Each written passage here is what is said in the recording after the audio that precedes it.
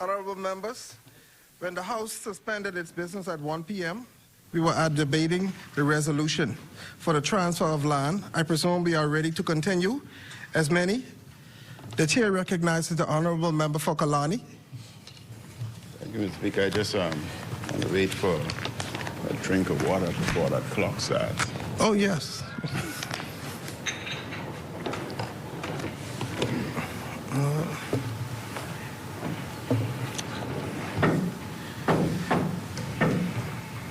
All this coffee, you know.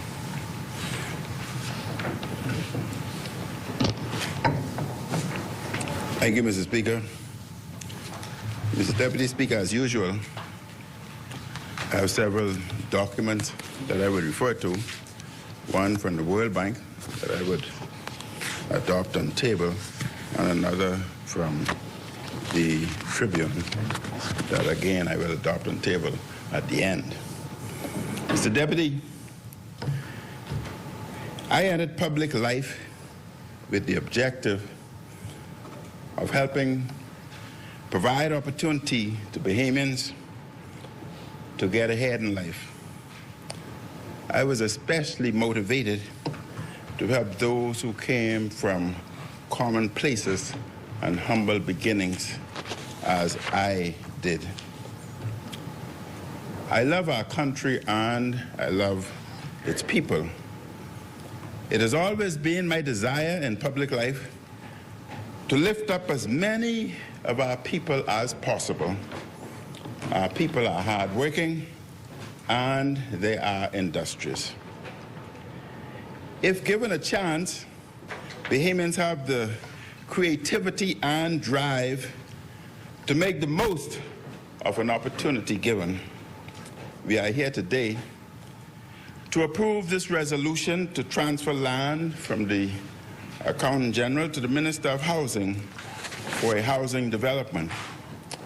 I support the effort to expand available housing for Bahamians. All governments should work to get as much land as possible under government control into the hands of Bahamians so they could develop it into homes or businesses. Successive administrations have tried various initiatives, with some programs more successful than others. However, a more robust effort is needed by us as legislators to bring more opportunity to more Bahamians much faster. Mr. Deputy, when it comes to housing development by the government, ideally, this is an area in which the governing side and opposition could agree. There is urgent need to create more affordable housing for Bahamians. In recent months, escalating prices have put extraordinary pressures on Bahamians of various class levels, from the poor to the working class and middle class. The problem is severe. On Tuesday, the World Bank noted, and I quote, "The war in Ukraine has dealt a major shock to commodity markets, altering global patterns of trade, production, and consumption in ways that will keep prices at historically high levels through the end of 2024, according to the bank's latest Commodity Markets Outlook report. The increase in energy prices over the past 2 years, that is, it went on, has been the largest since the 1973 oil crisis. Price increases for food commodities, of which Russia and Ukraine are large producers, and fertilizers, which rely on natural gas as a production input, have been the largest since 2008, end quote. The war, Mr. Deputy, is only one factor in the major inflation problem the world is facing. There are ongoing supply chain problems due to the ongoing pandemic. There are also other factors contributing to what now appears to be a major inflation problem that will last years. It is important that the government carefully considers its policies in these times when it comes to housing and other areas to ensure it is not making difficult times worse. Mr. Deputy, the World Bank's Vice President for Equitable Growth, Finance and Institutions has noted, and I quote, "Overall, this amounts to the largest commodity shock we've experienced since the 1970s. As was the case then, the shock is being aggravated by a surge in restrictions in trade of food, fuel, and fertilizers." It went on, "These developments have started to raise the specter of stagnation. Policymakers should take every opportunity to increase economic growth at home and avoid actions that will bring harm to the global economy," end quote. That line, Mr. Deputy, at the end is the key to guiding us as legislators of these times. Avoid actions that will bring harm to the economy. We must avoid policies that do harm to the Bahamian people. While I support this resolution, I have no confidence that the New Day administration will get its housing scheme right. My view is guided by their colossal failure with their VAT policy. For example, the Bahamian people thought they would get lower prices with VAT being lowered to 10%. But what the now governing party was less clear on was that it intended to raise VAT on breadbasket items and medication. Essential items the poor and working classes rely on were once VAT-free. Now, there is a staggering new 10% on these essentials at a time of escalating global prices. The PLP's new policy made a bad situation worse. Bahamians are suffering day after day because of what that side has done. The middle class and the poor, especially as a result of these VAT 10% charges. And I'm certain the government would consider removing VAT of items that are most needed by the middle class and the poor, especially chicken, fish, fruits, vegetables, breakfast, cereals, real fruit juice, water, etc. And it can easily be paid by the additional 2% that was taken off, giving the rich benefit when it comes to purchase of real property, of land, those over $2 million.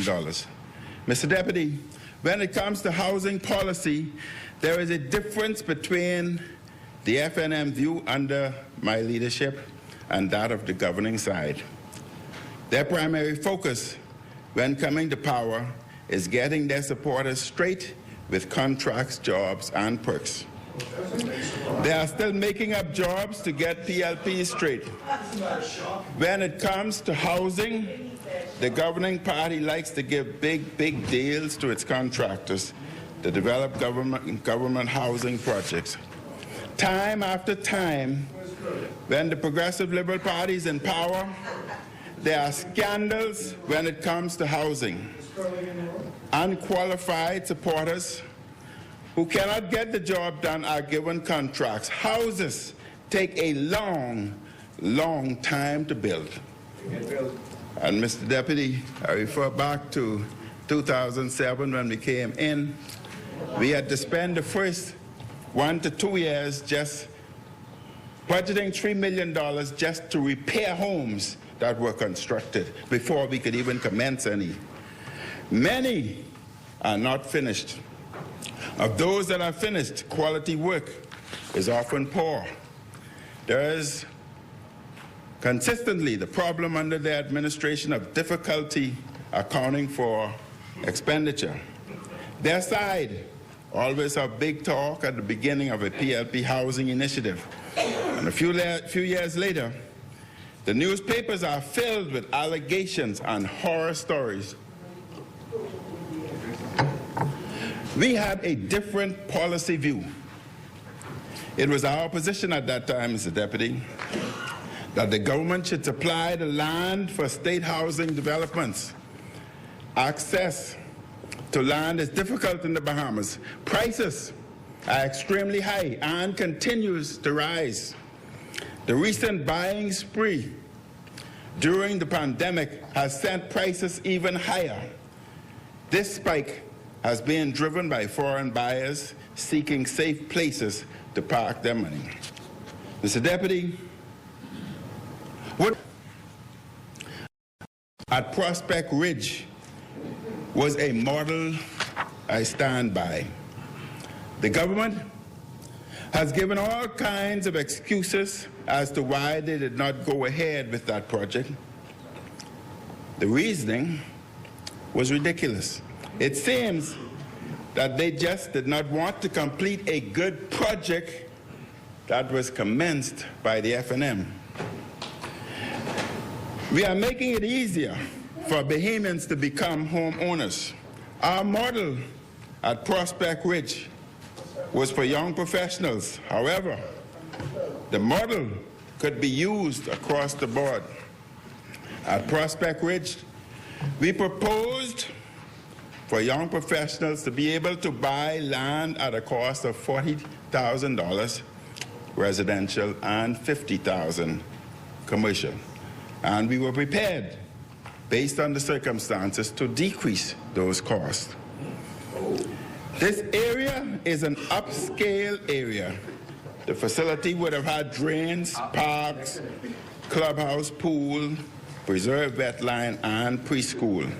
We estimated at that time that the lots were valued at $150,000, which meant that individuals who would have purchased at $40,000 would have had $110,000 equity.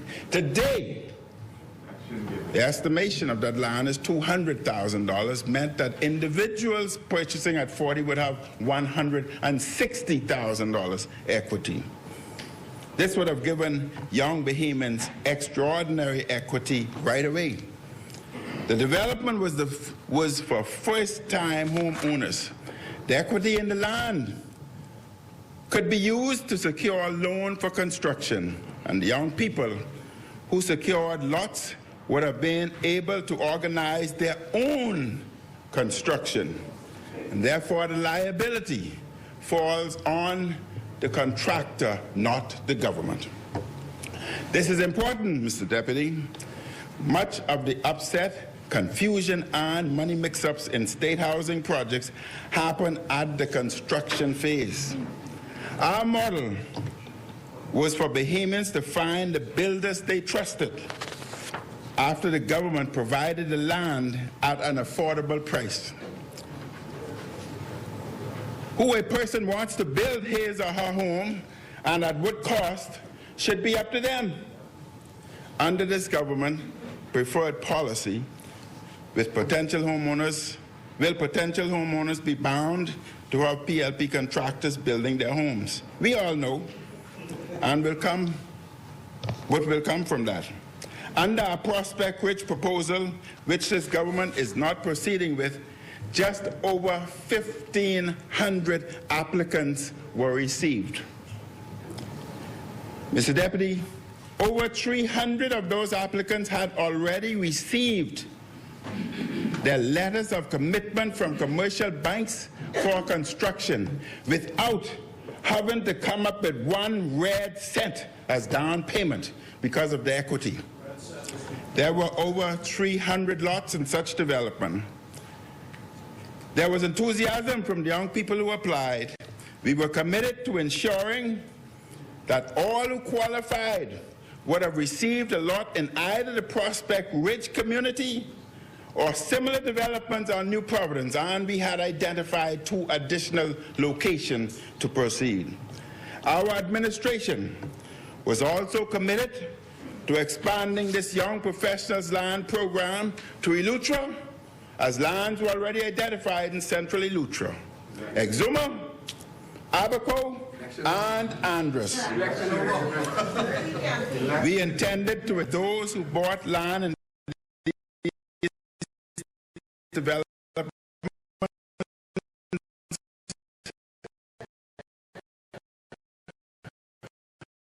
would not have to pay customs duties on building materials nor furniture and appliances. In other words, Mr. Deputy, they were given duty concession, no duties on stove, fridge, coffee makers, washer, dryers, etc., microwave, bedroom, dining room furnishing were free, were duty free.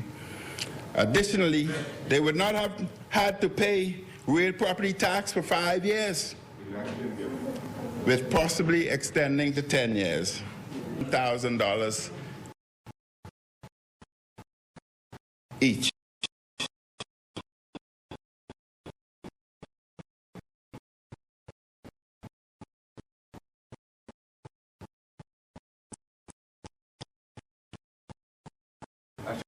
We were also exploring exempting buyers in these subdivisions from certain VAT provisions. We were also very advanced in the development of the Carmichael Village subdivision, and similar benefits would have been applied. Under the F&M's model, Mr. Deputy, lots are sold to Bahamians at great discounts, $20,000 commercial in the Carmichael Village and $15,000 residential. Those were assessed at $80,000, and therefore they would have had over $60,000 in equity. Mr. Deputy, I want to inform the public that in the Carmichael Village, 74 individuals would have already received their letters of commitment. Others within the public individuals are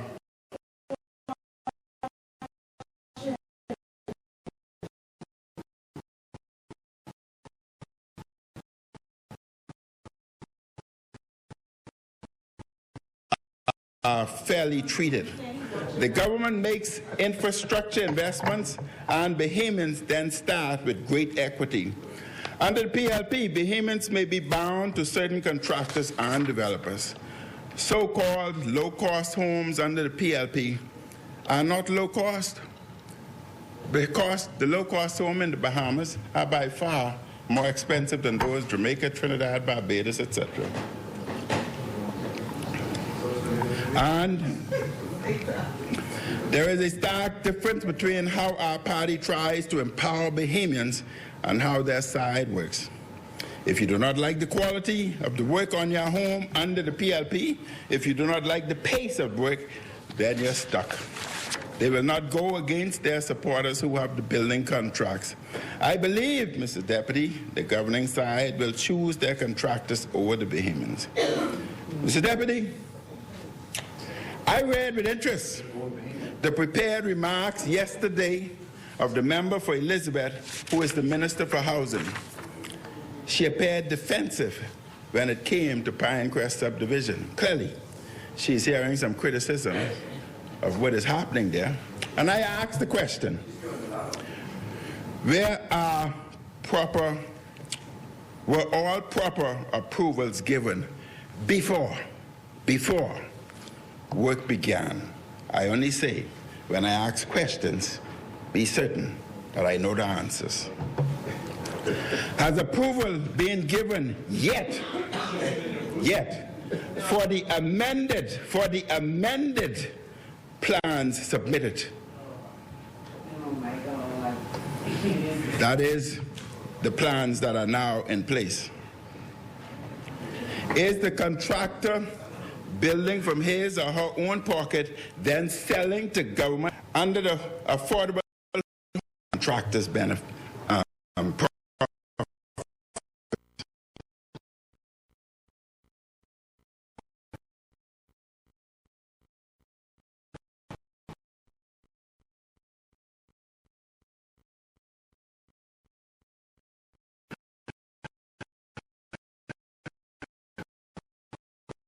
Will the property be reduced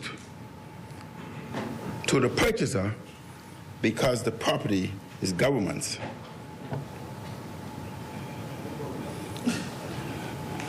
And if the government is to purchase these homes and then sell to the homeowners, will the government subsequently take on the liability as opposed to our project where the contractors deal with the liability? The defensiveness of the member of Elizabeth's remarks made me concerned. Her party's record in housing across all their administration is very concerning. If everything is going well, why is the member so defensive?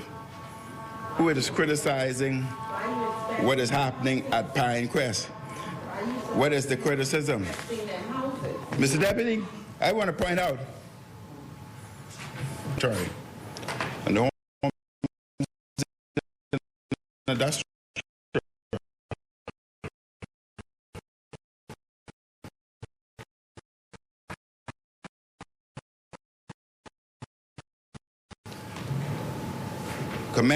started at $167,000, going up, I think, to $190,000, and in other circumstances, more, depending on the size and the design.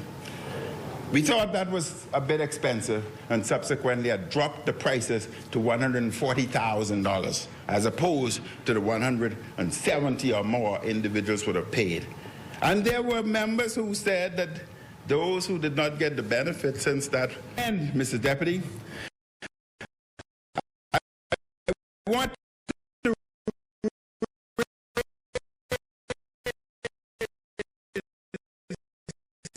a serious matter that concerns us all. This government has failed spectacularly in the crime fight since coming to office. There was a record amount of violence last month.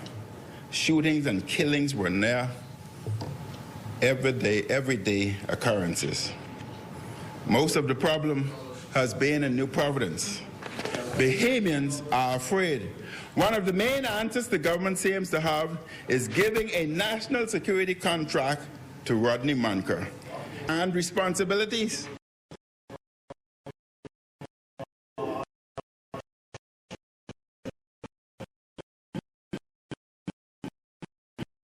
Bahamians are offended by his ridiculous appointment as a crime advisor.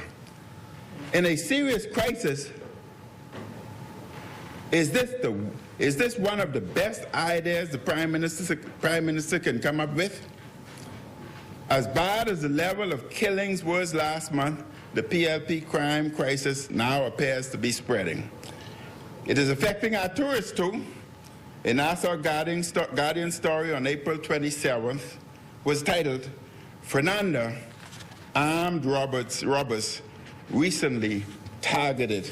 Concern over the impact of violence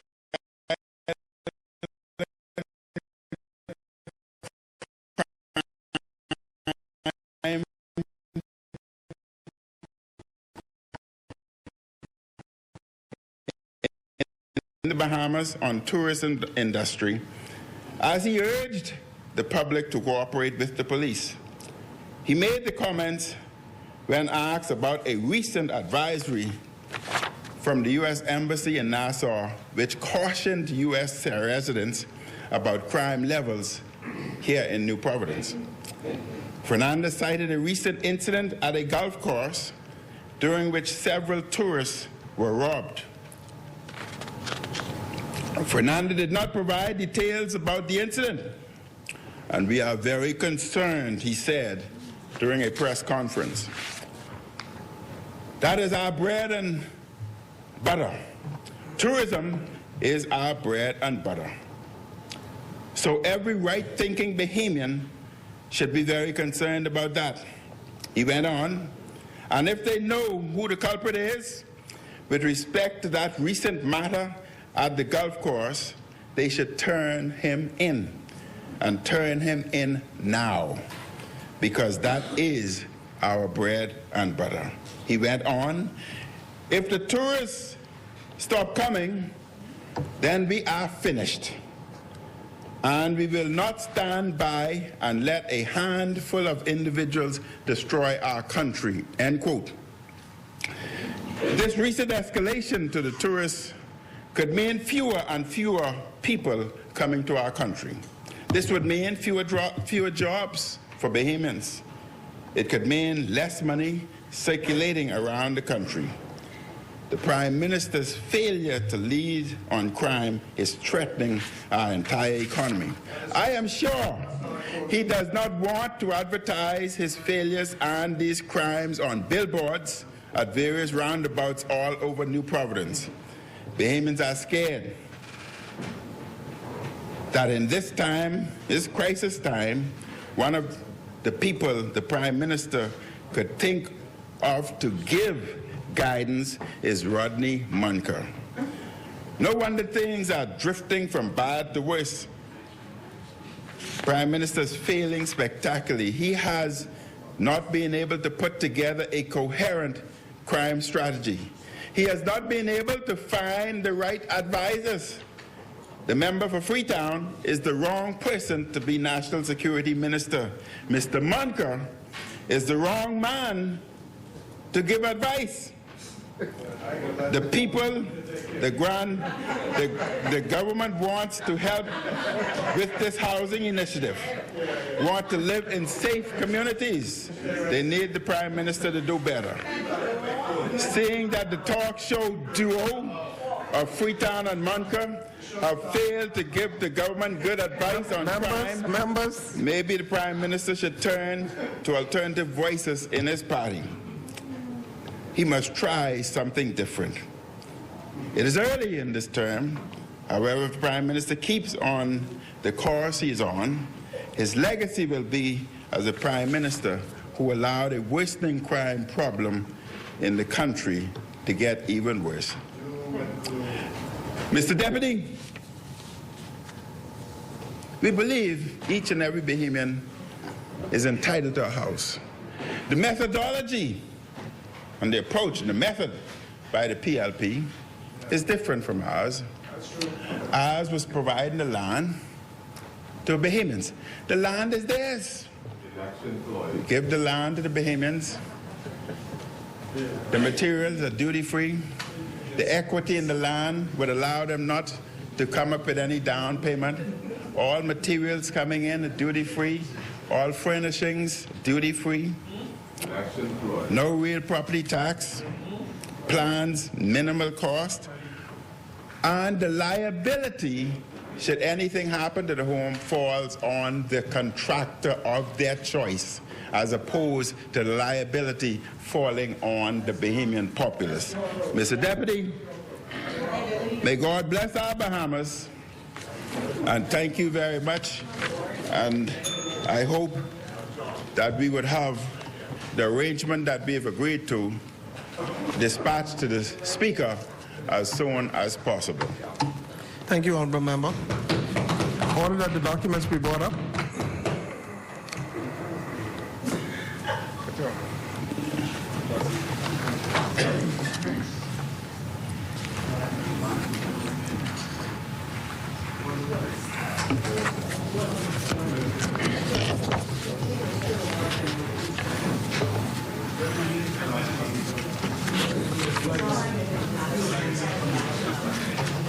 Yeah, that's the two.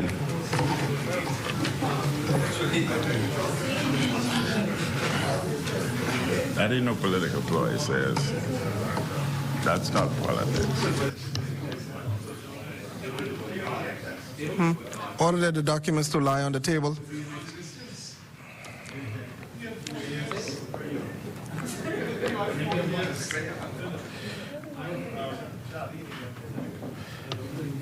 I was The chair recognizes the honourable member for Fox Hill. Yeah, Mr. Deputy Speaker, I'm obliged to my colleague, the member for South Abaco, but I got inspired, so I couldn't sit down. Yeah, he was in the class. He was in the class behind me. Yeah, right. But you know, I was listening to this nice story and narrative. You going? I'm sure. Yeah. No. But the only problem is, the only problem, no, remember, his only problem was, right? He was listening to the PLP. He was listening to the PLP. And the PLP told him 8 months before the election, call the election. Call the election. And you called the election and you lost. You lost. You lost. You lost. You lost. That's what happened. You lost the election. You lost the election now. Come here with this old campaign and you lost the election. Who's going, you know, you explained all of that before you called the election. The people of the country heard you loudly and clearly, but they didn't vote for you. They voted him out. And now he's come back with the same old story. Are you saying leave you by yourself? And then,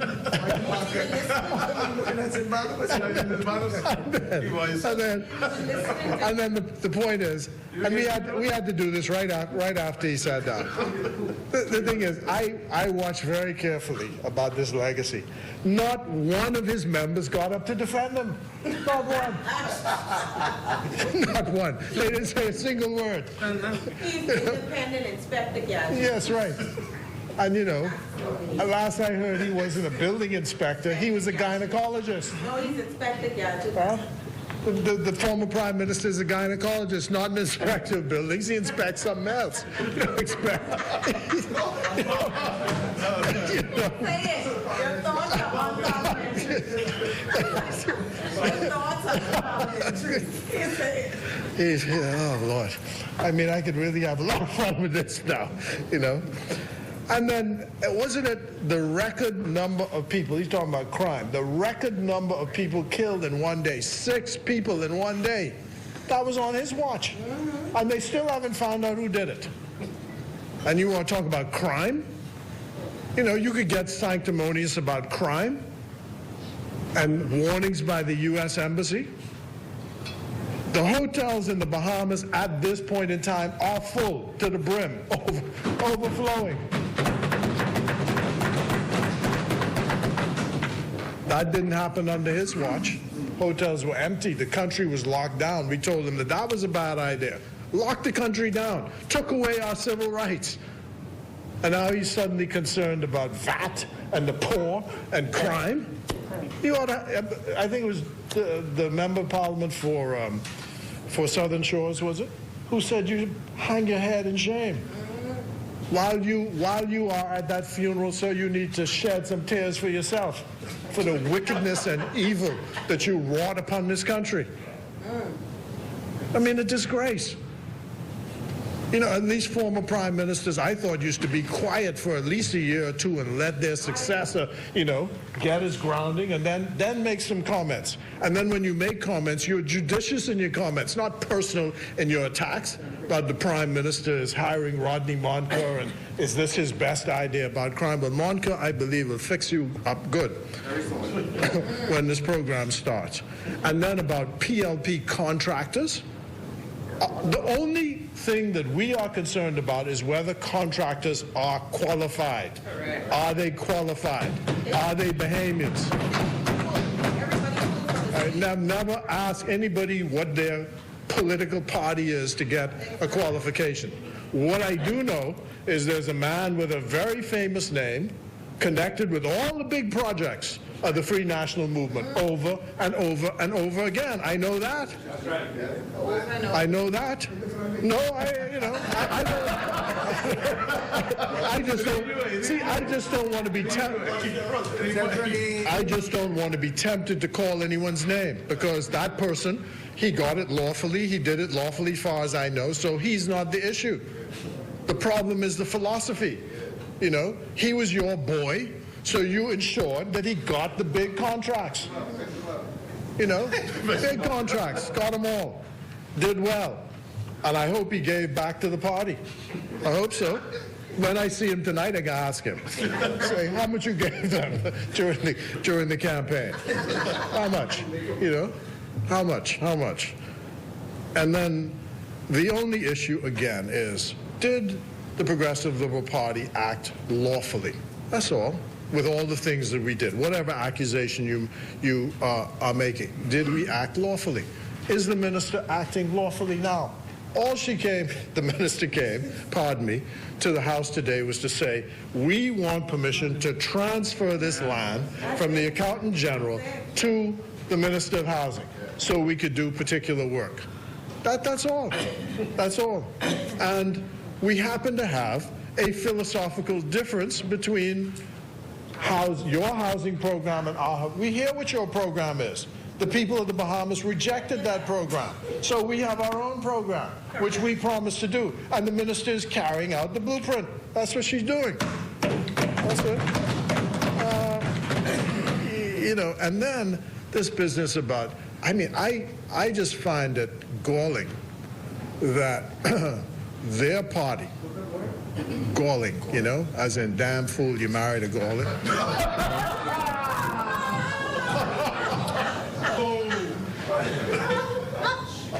But, you know, galling to have, you know, I heard a voice, I wouldn't demean myself by calling this fella's name in this place, right? But I heard a voice note of someone who just got out of jail. This is the second time he's been locked up for libeling someone intentionally. Just got out of jail. Thanking the former prime minister and thanking the former minister for immigration for getting him out of jail. And he's talking about who hired who? I mean, are you joking? Hypocrisy, double standard to get up here with this nonsense today, running on with this foolishness?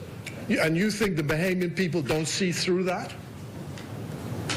As I said again, he has to be, when he looks in the mirror, the former prime minister, with due respect, the member of parliament for Kalani, when he looks in the mirror, has to ask himself, if the PLP was so bad, why did I listen to them and call the election? If they were so bad. But he listened to us. We say, call the election, man. Be mad. Call the election. Yeah, you got, don't wait 8 months. You got 8 months in your term. Don't wait.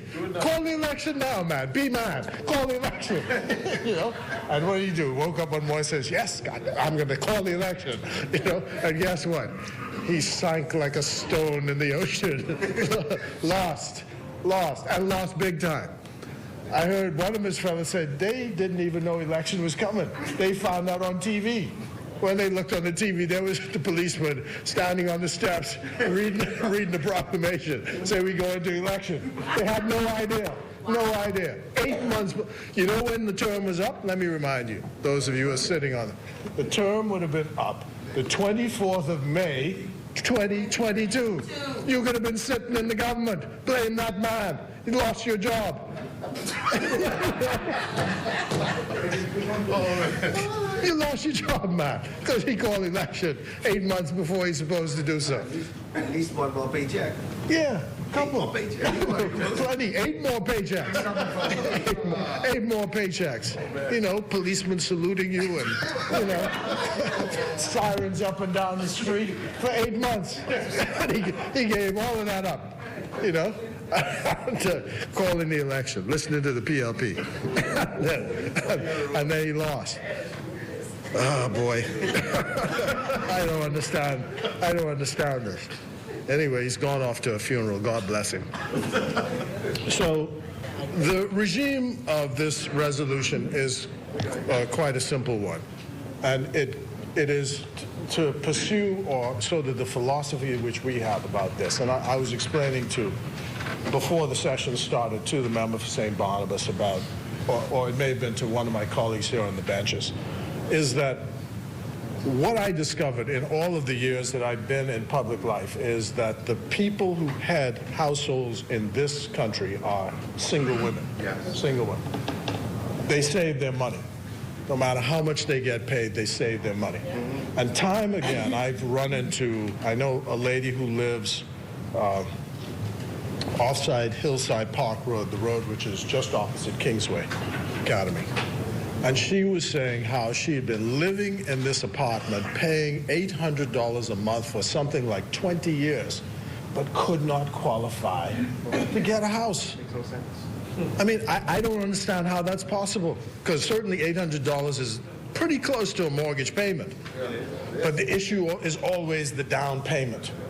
And so it ought to be possible for people in those circumstances to get the house. And so I was just saying to the member for Pinewood that listening to the former Prime Minister, member for Kalani, saying how we had these houses in Adastra and the houses were 160-something thousand and how they had to reduce the price down to 140,000. But he just said the land belongs to the Bahamian people. That's what he just said. So presumably those houses belong to Bahamian people too.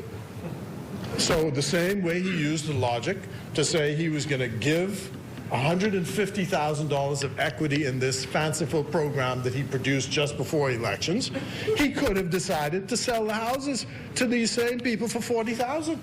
You know, it didn't have to be $140,000. Since you say it's their land, you could have given the house away for $40,000 or sold it for $40,000. I mean, you got to really think about things before you start concocting these arguments, because you have to be rationally consistent, or at least that's what you're arguing. So what I'm saying is you have single women. They're the ones who run the houses here, take care of the children, who save, want a house, want to be able to live an independent life, invest in a house. And we found that in our relationship with dealing with them, that one of the reasons you have to have a turnkey solution is because contractors take advantage of single women.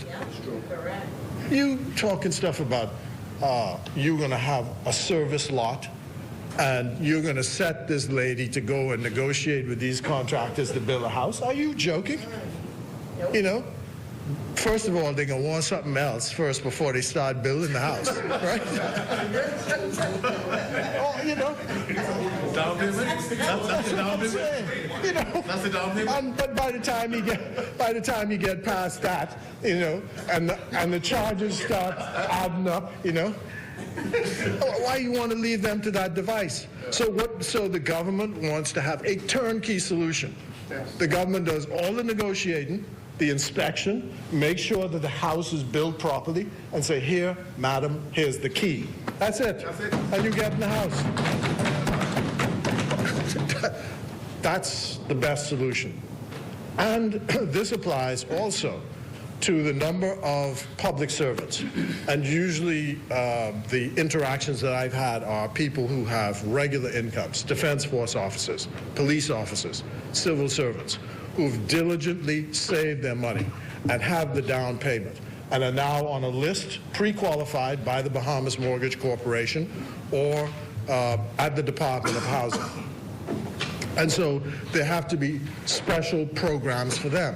And it should not be, again, them having to negotiate with a contractor. I listened carefully to what his argument was. He seemed suddenly concerned about whether or not, when something goes wrong, the liability is not going to be on the government. Well, I'm not concerned about that.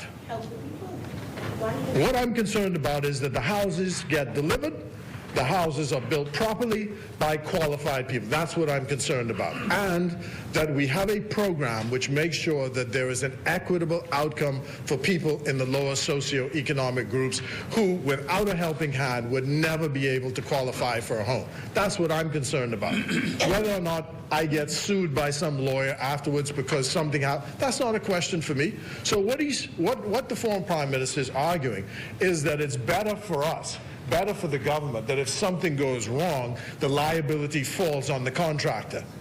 Have you ever tried to sue a contractor in this country? You actually think you'll get recompense by suing a contractor? Never happened. It's not practical, not practical. So again, it is better for the liability to fall on the government. If anything goes wrong, that person who bought that house knows that the government stands behind the house, and that the government has done what is necessary for it to be qualified, and that you have a proper dwelling place. So that's the philosophy, and that's the difference between us in this matter, is we say turnkey solution, you say service lots. And I think with this service lots business, I think they had to probably drag, kicking and screaming, half of their members with them, because I know half of them didn't believe in that, because they knew that the issue is so complex that we would never get off the ground if you just go the service lot route. And again, a philosophical point which we've learned. This country has gone through the last 2 decades, F&M, PLP, F&M, PLP, F&M, PLP. It's been a disservice to the country, notwithstanding the voters have done it, and that's their democratic right, but we need stability in government. Yes. And that's why we're trying our best to argue for a second term right now, and trying to do the things that will set the basis for that. And one of them is this. We told the last administration when they came to office, and for the second time started canceling this and stopping that and reviewing this. He said, you know, the ship of state of the Bahamas is like those carnival ships in the ocean. You can't just put on the brakes and they stop, you know. You put on the brakes and it takes a while for them to stop. But you also know that when it's time to get it going again, it also takes a while to rev up the engine to start going. You've got 5 years. And our experience was that from the day you made a cabinet decision to the day you put the first shovel in the ground was 3 years. So if you come and you stop something and then say, I'm going to get it started again, what do you think is going to happen? By the time you can get that cranking again, election is right in front of you. So you can't be fooling with that. You have to do the best with what your predecessors left in place and keep it going. So the result is what for the Free National Movement? And they still voted for you. God bless them. But, you know, except out there in West Grand Bahama. But the government building ain't finished. Still sitting there, baking in the sun. The school isn't finished. Still sitting there. And these are the people who are concerned about the people in Grand Bahama. But unfinished projects. Because they stopped it. And then when, oh my, election's coming. Boy, we better get this cranked up, boy, because we need to get some projects. So what did they do? Say, what did they get? Some drawings. And you put a big things. They may even put it in the House of Assembly.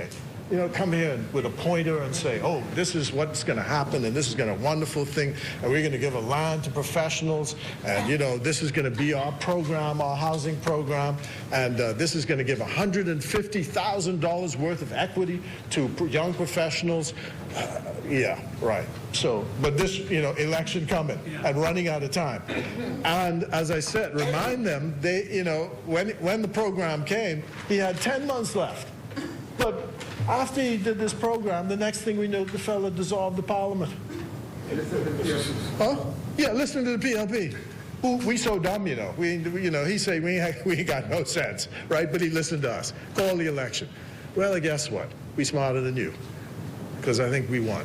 We won, right? Yeah, we did. I pinched myself. We won. We won. We're right here, you know.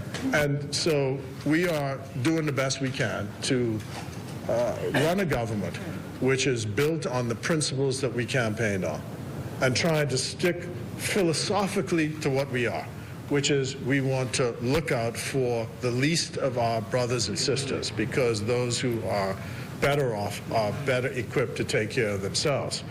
And I find the arguments about VAT, which have been introduced in here, I find them ingenious. I mean, you know, a man after my own heart. You know, stick to your guns and your story, because it reads well in the public, except that the facts don't bear it out. It's a rather, maybe you might call it circumlocution, a very difficult argument. But those who advised us on this tax, we didn't advise ourselves, said, look, if you introduced all kinds of exemptions and this and that and all the rest of that, you are costing more for the administration of this tax to the public than if you simply leave this thing as a simple matter. It's a retrogressive tax in any event, but the country is not ready to go to income tax. So that's the best we could do. VAT is the best we can do in order to carry the expenses of the country. And it's an uncomfortable subject, tax is, right? And so by making it simpler, it's cheaper. And I know people don't accept that. Maybe it's a difficult argument to swallow, but the statistics, everything shows you that those are the facts. It is cheaper. Given a bad set of circumstances, that's the best thing to do, is to keep it simple. And it's cheaper for everyone. And so I was a bit surprised this morning when I saw the chief merchant, or the man of the largest supermarket, as you call them, this morning being quoted in the newspaper saying that he wanted this removed. Because I seem to remember him, that same gentleman, a couple months ago saying that he hopes that this is the last time when we did the reduction to 10%. And remember, we reduced it to 10%. He said he hopes this is the last time that anybody fools with this tax, because fooling with the tax back and forth only causes complications and more expense. And yet, this morning, he's saying we should fool with the tax. We ought to change it again. So, you know, which way is it? You know, it's, as I said, it's a difficult process. Now, I think that there's plenty for you to jump on in government about what isn't going right, what isn't going this and that, rather than VAT. Because you know that if you come back to office, you ain't gonna do a thing about it. You ain't gonna do nothing about it. And, well, I mean, we say that, yes, right. And we also know their record is that they increased it, right? I remember when the announcement was made, their Minister of Finance didn't even tell them. So there was an audible gasp in the House of Assembly the day. I heard it on television when the man said, it's 12%, and everybody, they couldn't believe it. And they had, of course, all the tin soldiers had to line up behind it and say what a great thing it was, except a few people said no, and they suffered for it. They lost their job, a person of principle. That's why the member for Golden Isles is where he is now today, serving in the government, because he took a principled position. I'm not going to support it. It's wrong, and so that's why he is here today. So we can, you know, nitpick about all of these things, but the serious point is this is land which is being transferred. There's a similar thing which we did in Fox Hill when George Mackey was the Minister of Housing. Land owned by the Sugarman Estate in Fox Hill was acquired in 1990, and all of the land was given back to the people who were in actual occupation of the land. So the people who had been living as supposed squatters on the land were given good title to the land. That was done my last year, 2017. Those conveyances were given to people in that area.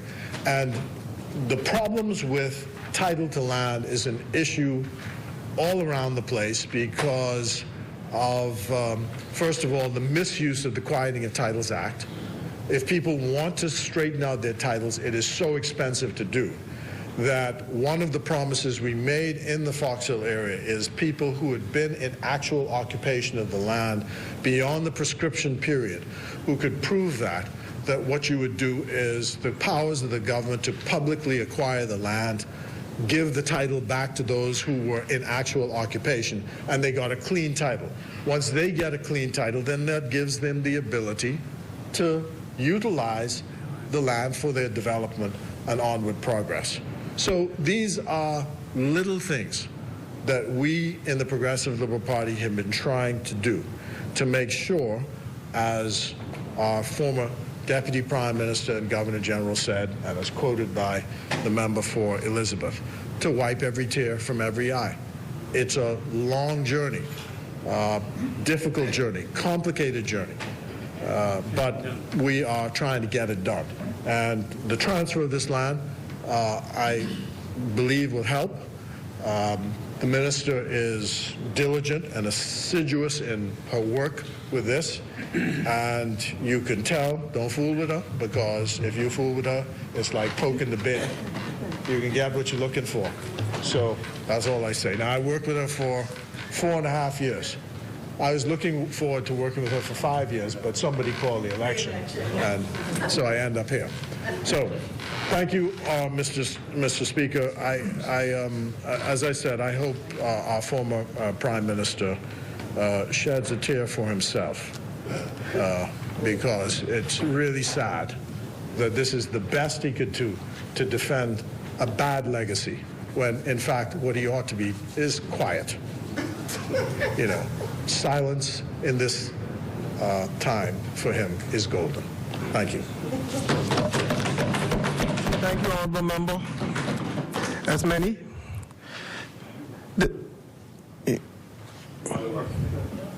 The chair recognizes the Honorable Member for Central Grand Bahama.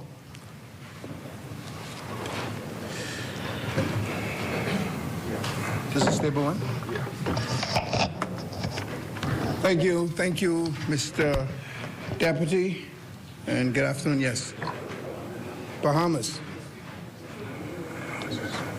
Mr. Deputy, as usual, I want to say thanks to Almighty God for allowing me to be above ground today and healthy and in the right frame of mind, I would think. I also want to thank the great constituents of Central Grand Bahama for sending me here for second, again, consecutive term to represent them. Prior to getting into the meat of my presentation. Oh, you mean that? Thank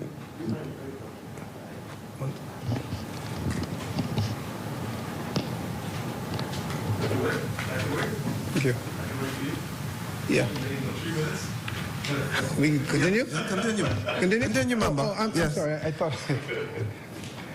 I want to announce the 10th edition of the world-famous Central Grand Bahama Farmers Market, and I want to personally invite, I've invited Fox Hill and the Ministry of Agriculture and BAIC, but I want to personally invite my friend and family member, I believe now, distant cousin, West Grand Bahama, to come out to the Farmers Market on the 14th of May. You look like handsome fellas, right? World famous Central Grand Bahama Farmers Market. And on the following day, the 15th, on the lawn of the Princess Hotel, Old Royal Oasis grounds, we're going to be having the first annual post-Mother's Day concert outside the world-famous Camelot Room. And the Camelot Room in Freeport is like the Apollo Theater in New York. And every Sunday in Freeport, there was a concert at the Camelot Room, whether it was the Cooling Waters or Sensational Nightingales or even Byron Lee. There's always something going on at the Camelot Room. So again, on the 15th of May at 4 o'clock, we're inviting all of the mothers in Central Grand Bahama and the Bahamas, if you want to come over and enjoy a time under the sky with us. It'll be an outdoor event, and that's going to be headlined again by the world-famous Cooling Waters. You know, they'll be singing, "Thank God for Mama," but I'll be thanking God for the life of my mama, because it's my first Mother's Day without her. And I'll also be singing "We Shall Be Changed." I'm sure that's going to be one of the hit songs that they will be singing on the City of God. So on May 15th, that's all right. Yes, I understand. Now to the resolution. Mr. Deputy, this resolution before us today again is a very critical piece of legislation, critical to the building of homes, a dwelling place, shelters for our people. I applaud the minister for having a very aggressive and ambitious agenda. I applaud the two programs she mentioned this morning, the Homes for Bahamians and the Home Sweet Home program initiative, I believe that's what it's called. However, I want my minister to succeed. I'm, however, perplexed as we are here to pass a resolution to transfer land to the Ministry of Housing for Subdivision Development. Now, as an architect and a planner, this should have been the first step. you need the land first. You need to have full possession of the land before you can go on the land to do your fact-finding mission, to do your surveys, and in order to start your development. You must have the land in your possession first to develop it. If a client comes to me and says, I need you to design a house, do you own the land? No, I think we're buying it, or I might own it. No, if it's your land, I'm not going to go on the land if you don't own it. So in essence, you're building on a land that we don't own yet.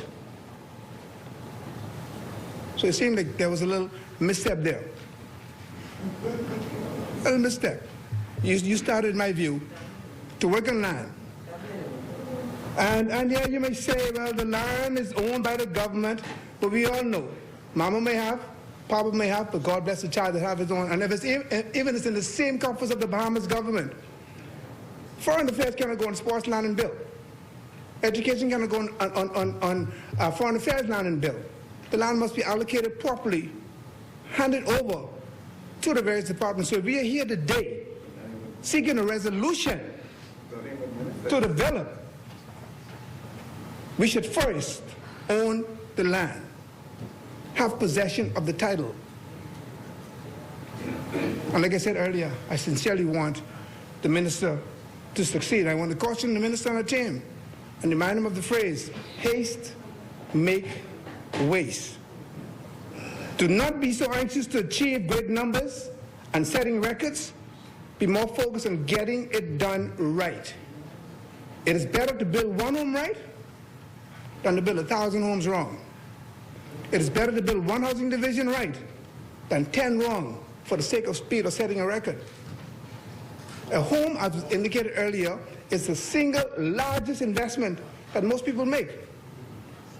They want value for money. Let us not cause our misstep to cause them down the road, financially or otherwise. Now you may say, well, he coming on with this whole thing. I'm an architect and developer. I'm familiar with the built environment. And one of the things that the chaplain said this morning after his nuggets, he said, things that don't concern me, I can drink water and mind my business. And that's a popular song. When it comes to medicine, I can drink water and mind my own business. When it comes to banking, I'll drink water and mind my own business. Come to any kind of thing that's outside of architecture, mind my business. But when it comes to architecture and development, that is my business. So I'm speaking also from a position of professional training. And I want you to take it in good faith. Because like I said, I want this project to succeed. Because when you succeed, the humans succeed. The Bahamas succeed. When designing, Mr. Deputy, when designing a subdivision, there are key things to consider. And of course, like we said earlier, land acquisition is key. As with any large and complex undertaking, bringing a housing development to life requires both a big picture, we talk about the big picture, not zooming in, but zooming out and looking at the big picture, and attention to detail. Housing development is usually described as having 4 major phases.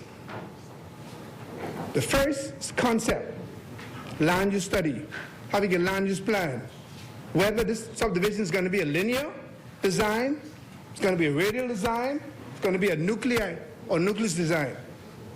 The second thing to know is pre-development. You do your pre-development studies, do your due diligence, research, get all of your permits in place.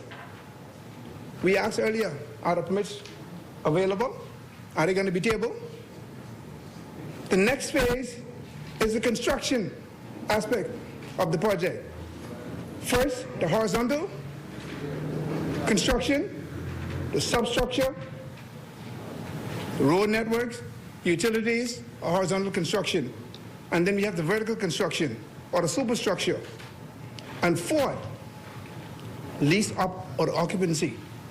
And the minister mentioned the lease or the rent to own program, which again will satisfy point number 4. And of course, ongoing operations and maintenance. Prior to purchasing or acquiring the site, certain criteria should be met. These site criteria can include whatever qualities are desired for a particular project. For example, Access to utilities. Is it available, or are we going to put them in? Public sewer system, or is there going to be a private sewer system with its own RO plant and sewer treatment facilities?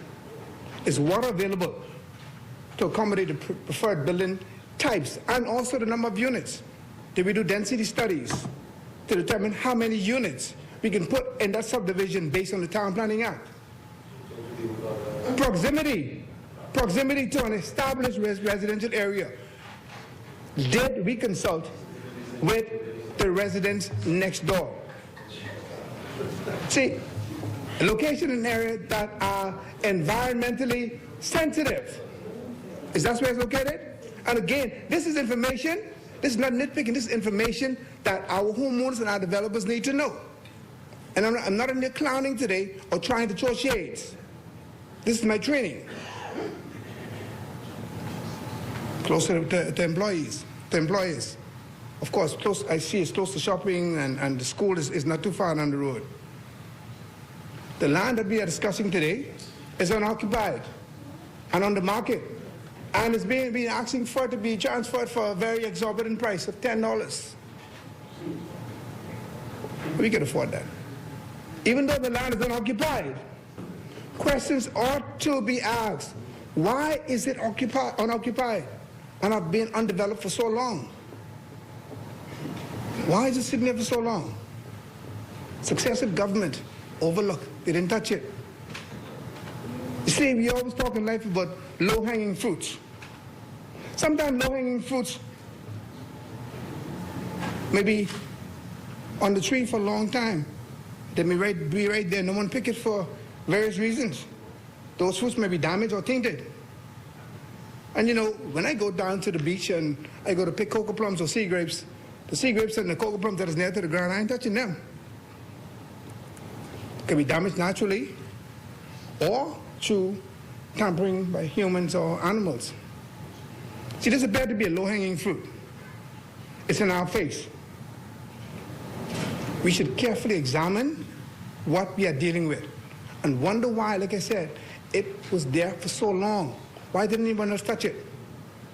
Maybe due to some defects that exist, or maybe it was just simply overlooked. We'll find out. A preliminary site assessment is extremely important. Things to consider should include site boundaries.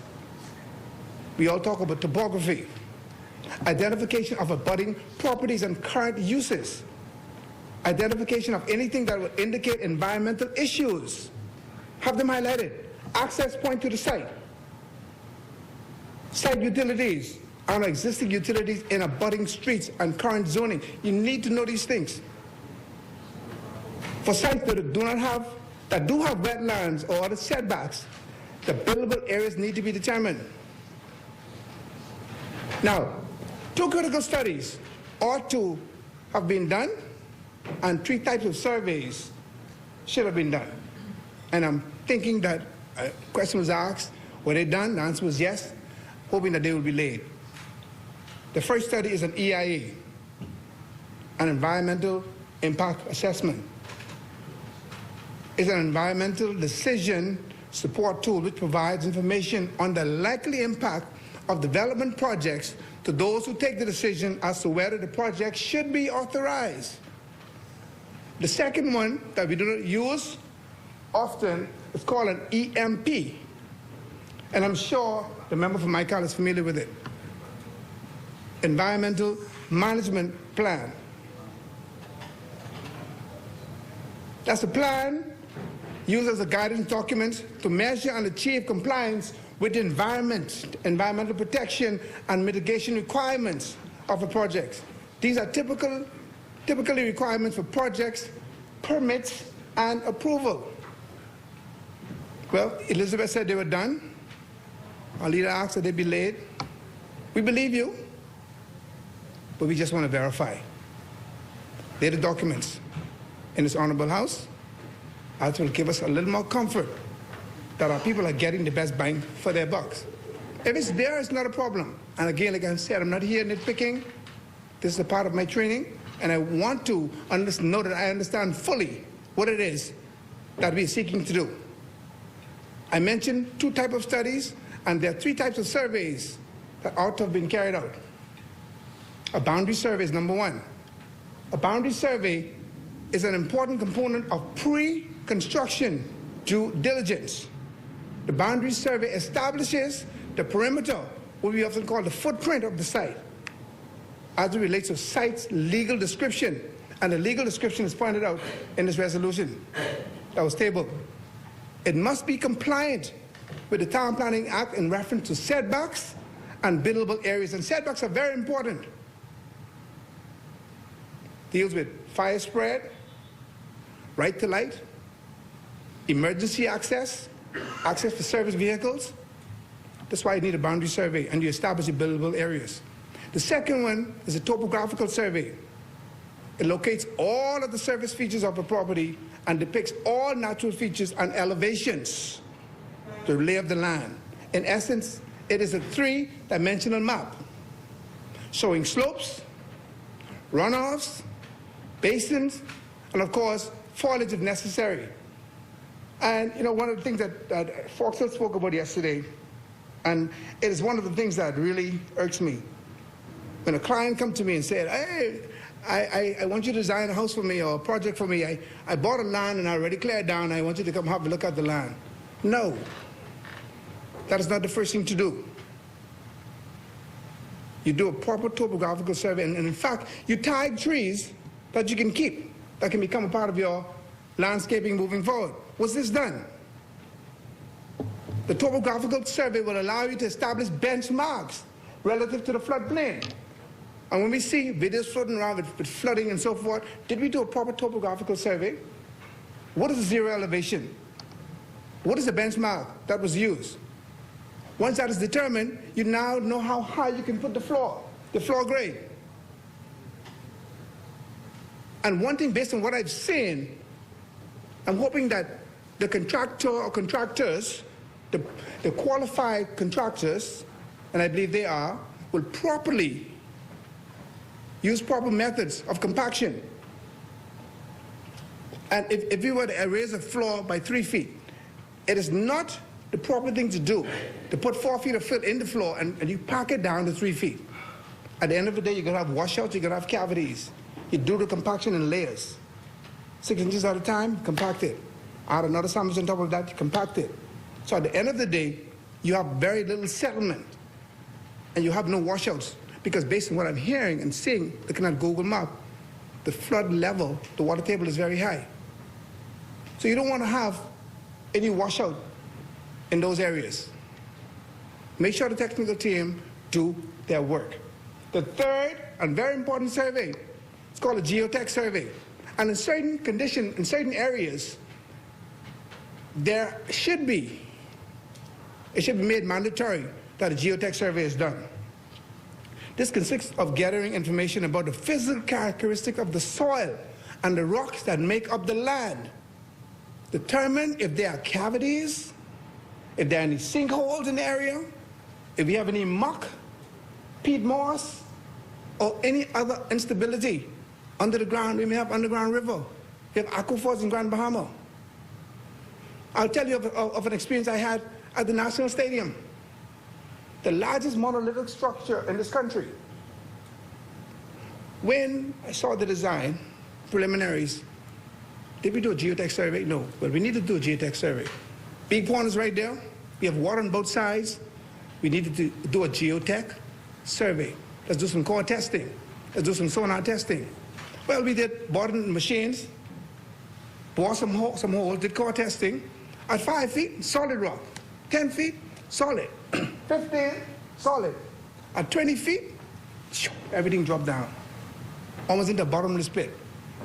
At 42 feet, 40 feet below the surface, we found solid strata. And the stadium that you're seeing now is not sitting on the ground that you're looking at. That is sitting 42 feet below. We had to put down 619 piles, 30 inches wide, in groups of 3s and 5s, put a pile cap on that, grade beams, and then we went vertical. It's very important. So when you have questionable sites that you're dealing with, have these surveys done to ensure at the end of the day, You don't have settlements, you don't have sinkholes occurring, and that is not a hit on anyone. That is just information that we should have to ensure that at the end of the day, we end up with the best product. We have a lot of service conditions. And the good member from Michael, I keep referring to him, you know, we partnered on several projects. I'm the architect, he's the engineer. We know about demarking. We know about soil instability. Yes, and Pinewood, you know, your brother Adrian taught me drafting. It's my first experience in architecture with Adrian Larota and Leo Ferguson. Good guys. So again, I became a student of my profession. And I'm just admonishing the minister and the team to ensure that the technical team properly guide all of the boxes that we said checked. Let's check all of the boxes. We want to ensure that these homes are properly built, that the subdivision is properly laid out.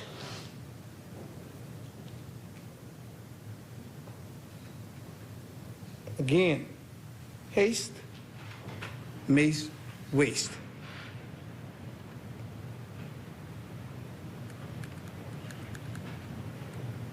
Make sure that your mandate is to build not plenty homes, not many homes, but good homes. I said earlier, it's better to build one good than to build 1,000 wrong.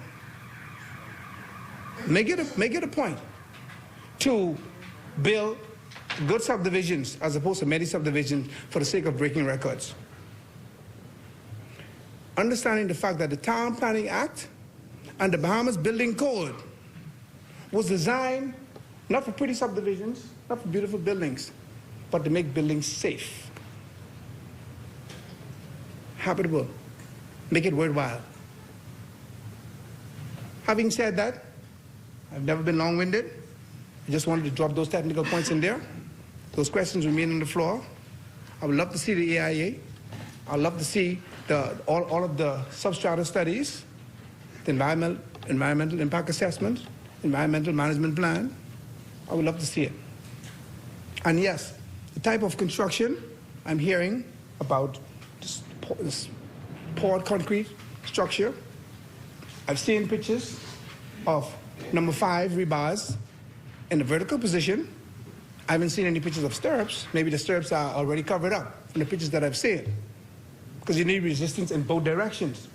So the stirrups, I'm happy. And when you have those kind of construction, every 16 inches, there should be horizontal ties. Every 2 blocks, there's a horizontal tie to ensure that you have stability. No more than 16 inches. Because the thing to understand with concrete construction that we're using is that concrete is only strong from a compressive standpoint, only have compressive strength. There's no tensile strength in concrete at all. The steel is what allows it to deflect. It allows the building or the beam to deflect, give you a chance to get out of the building. If these things are not properly done, it snaps, pop, you're gone. So the combination of steel and concrete needs to be properly designed. And I would have loved to have here Michael talk, but I guess he'll be presenting another time. But again, from a point of knowledge, or from a point of my professional training, I just want to ask those questions to ensure that we check those boxes, because it's very important, like I said earlier, not to be anxious to set records and build many homes, but to build good homes, build safe homes, build safe subdivisions for our people. Having said that, Central Grand Bahama, 7 minutes short, rest. Thank you, Honorable Member. As many? Pardon? The Chair recognizes the Honorable Member for Central and South Abaco.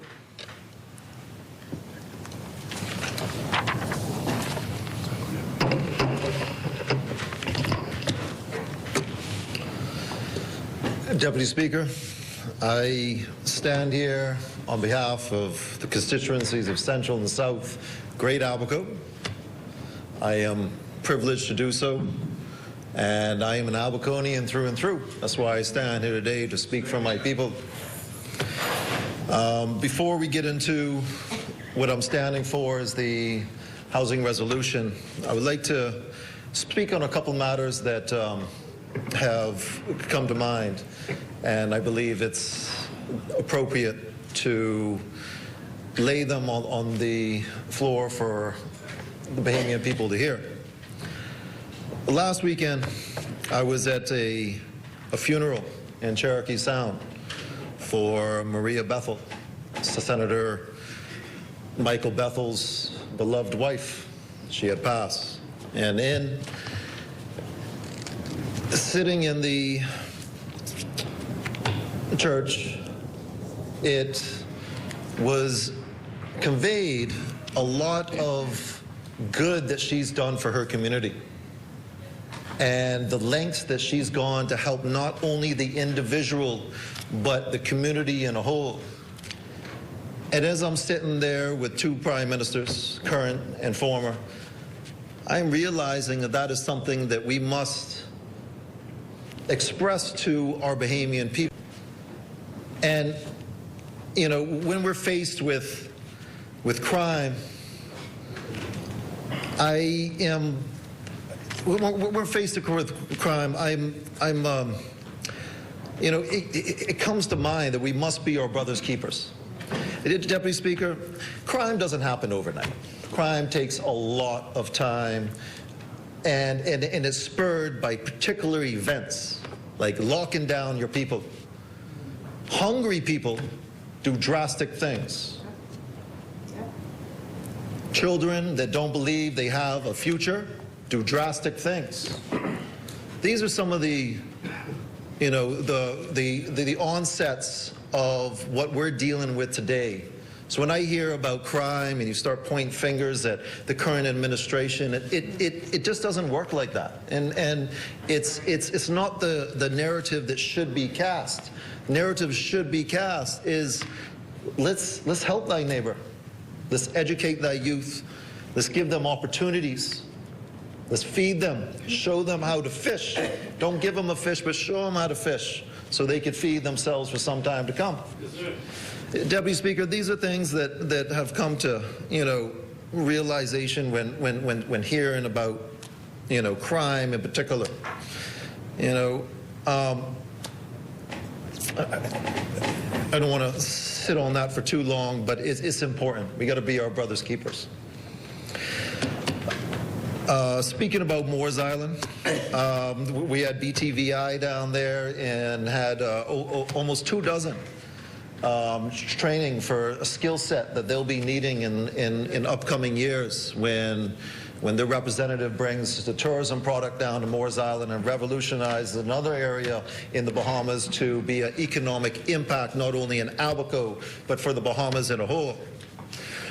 And helping with the basketball court down there, Moores Island had their first competition. It was an Abaco competition where you had teams from all over Abaco come there and participate.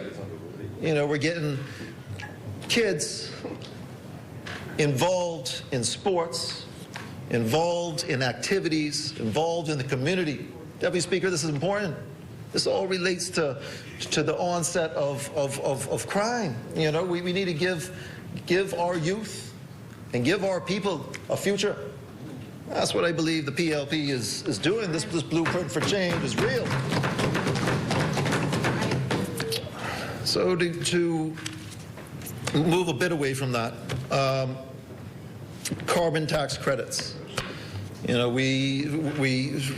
that is revolutionary. You know, as the PM was speaking at the crypto conference and speaking about the pirate republic and the democracy that piracy really was, that the equality of people on those boats, the election of those captains, and there was no slave. There was people all on one playing field and leveled. That was revolutionary. That was before its time, before the French Revolution, before all these revolutions that spurred democracy in the world in a whole. Deputy Speaker, things like carbon credits and the crypto space and DeFi, these are all revolutionary events that we must take hold of, nurture, and take the Bahamas to the next level. Yes. It's not something that we should shy away from. It's not something we should think too long on. We don't want to be behind the world in acting upon these things. Indecision is the wrong decision. I'm a big proponent of these spaces and how you revolutionize things. Index trading in 20-odd years ago was seen as the same. Seen in the same way. The big finance people didn't know what it was. Index trading, what is this? Now you got Vanguard with trillions of dollars under management for index trading. This is the beginning of something great. And I commend all those in government that are working on this, and I support that.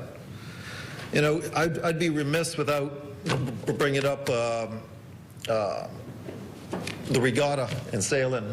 I'm a sailor myself. Been doing it since I was a kid. It's particularly sloop sailing, but I sail with anything with a sail. Fiberglass, wood, one hull, two hull, doesn't matter to me, But it's important to bring our culture to light, not only for us Bahamians, but as a incentive for a greater tourism product. We need to highlight what we are. Junkanoo, sloop sailing, our craft. These are all things that will make the Bahamas revolutionary to evolve to the next step in our evolution. The Bahamas is a young country. We're looking at 50 years next year. We are going to be at the cusp of the breaking of the cutting edge on a lot of different things. Deputy Speaker, we must hold on to our culture, must highlight our culture, and make sure we don't forget who we are. There's a lot of talk about this VAT this and VAT that. I remember when VAT came into play. I thought it was a good idea. We must have some way to pay the bills, infrastructure, so on and so forth. That was made for almost a flat tax-like thing. It is supposed to be straight across the board. Deputy Speaker, when it gets too complicated, that's when it comes too costly for the government to actually initiate such tax. What really hurt me was when it went up 60%. Again, another time that our people were hurting. 60% on top. That was a lot. That hurt a lot. That put a lot of people out of their house. Made a lot of people think about whether they needed 3 meals a day. That's hurtful. The Davis-led administration laid out some real plans to bring the Bahamas to the next level. So immediately we dropped it 16.5%, bam, right off the bat. Even in a financial crisis as we were. We're laying out the groundwork to help our people. It's not that we're picking and choosing. We have a plan. And when I hear the other side keep speaking about VAT, reminds me of my marketing class and how they get messages out. They repeat it over and over and over again. So you see Coca-Cola, they repeat something over and over again. You just see Disney repeating things over and over again. So they're repeating the same thing over and over again to try to change the narrative and change what people are speaking about. They should be speaking about is the good that this administration is doing in such short time.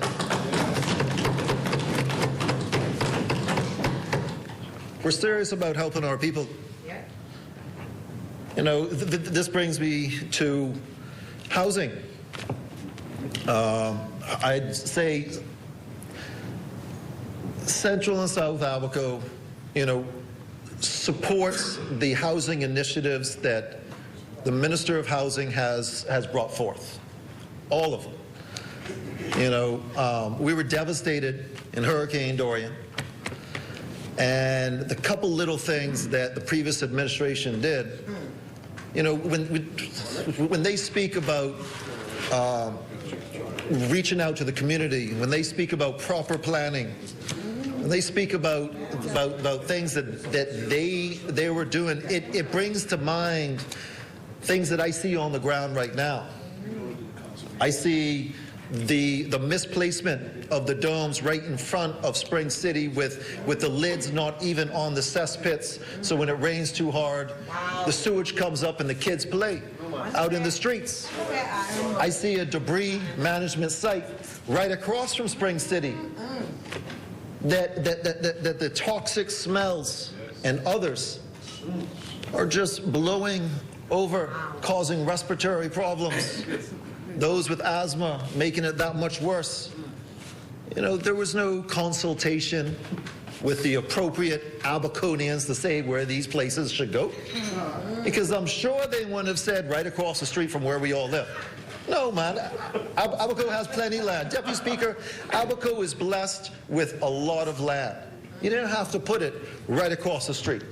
You know, so when they speak about, you know, planning and consultation and things like this, it's frustrating, you know, because it's like they've had an epiphany. It's like they've just thought about this now, when they should have thought it from the beginning. You know, there's a hurricane shelter in Central Pines that, remember a couple of years ago them saying $1.8 million will be done by May 2021. Well, almost $900,000 into it. There's not even a foundation finished. And they said 800 people could go in this shelter. If you could fit 80 standing up, that would be a feat. You know, there was no planning. You know, these are things that just now they're speaking about, when they should have thought through before. The money wasted. I can go on for an hour about the money wasted. It's frustrating knowing what I know now. Bad memories. It's frustrating knowing what I know now. You need the weekend for that. Deputy Speaker, you know, I only stand here today for my fellow Abaconians and Bahamians in a whole. It is time we did the right thing. Yes, governance is continuance, but it reminds me of something someone told me. It's like when we were elected, we grabbed a cart going downhill that was out of control. I like that. You know, that was a problem. First, you got to get on the cart, then you got to get it under control, and then you have to start steering it the right way. But when we're left with such immense problems and lack of planning, lack of consultation with the majority of the Bahamas, we have a lot of work at hand. Deputy Speaker, it's important to point out that although we're being reactive on a lot of things that were already done, and governance is continuous. So we have to bear the brunt on some issues, change some issues, amend some issues. But you can see that this administration is being proactive for the future. You know, we're looking at food security. BTVI, BAIC, they're doing great things. You know, the Minister of Agriculture, Fisheries, and Agriculture, Marine Resources, and Family and Affairs, I commend him. I see him doing great things.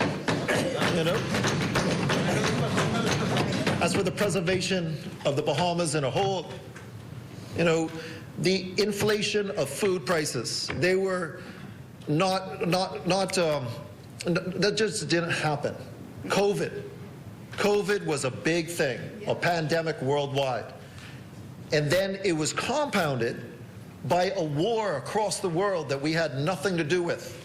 This is something that not just this country, but many countries are dealing with. But we were proactive from the break. before the war started, 16.5% reduction in VAT. That was real. That's right. That's real. You know, these are a lot of ways that we're helping our people. Let me get back to housing.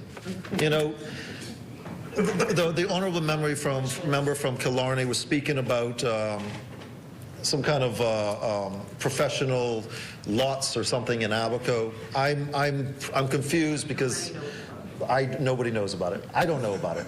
The Abaconians don't know about it. The 5 houses that they did try to build are still shells sitting in Central Pines. And I wouldn't, and that's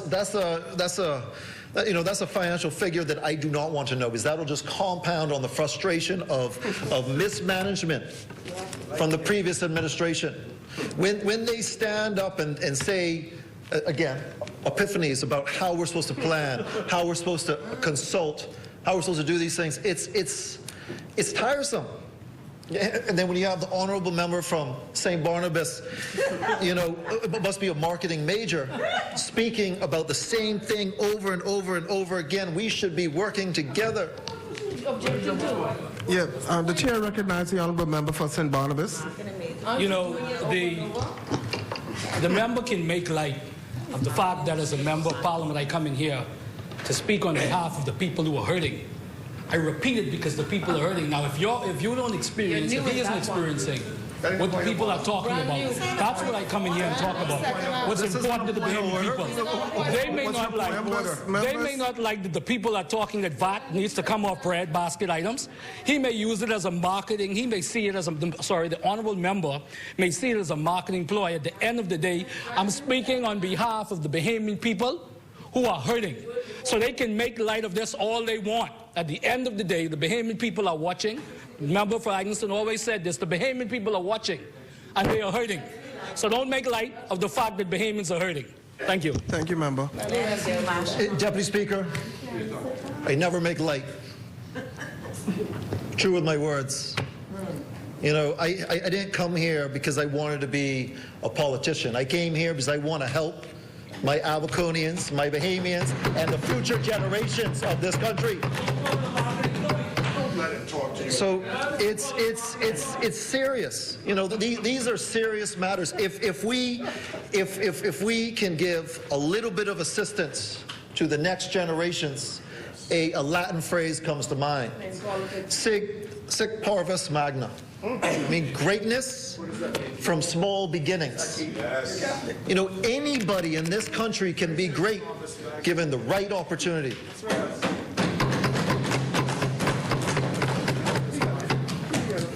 Deputy Speaker, I don't speak very long. I'm usually straight to the point, and I'll be straight to the point. I want Central and South Abaco 100% supports the honourable member from Elizabeth, the Minister of Transport and Housing, on her affordable housing initiatives. Yes. I support what the resolution at hand to move the land from the Accounting General to the Ministry of Housing for such acts.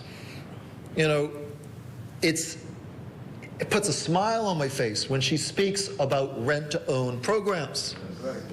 You know, you've heard it a few times in here. Yep. Deputy Speaker, not everybody has tens and tens of thousands of dollars to put down for a down payment. That's right. The banks don't make it easy. You know, a lot of times Bahamians are going uphill both ways, into the wind, you know, without a paddle. You know, it's hard when you may not have everybody in the family working, and family members are helping each other survive. You may have 3 and 4 people in a 1-bedroom. You know, these are hard things. And when the Ministry of Housing is thinking about rent-to-own programs, that's revolutionary. Yes.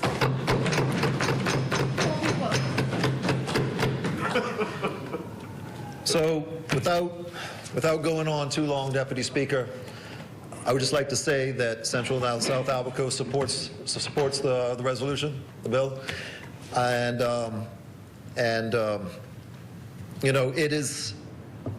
You have to be mindful that our people are hurting, and you have to be mindful that it's going to take time to come out of the hole that we're in today. God bless the Commonwealth of Bahamas, and God bless this great house. Thank you, Honourable Member. As many. The Chair recognizes the Honourable Member for Carmichael. You see? Fix this properly.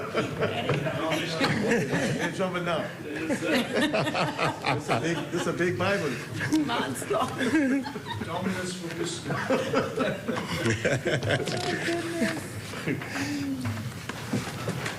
May the words of my mouth and the meditation of my heart be acceptable in thy sight, O God, thy strength and my Redeemer.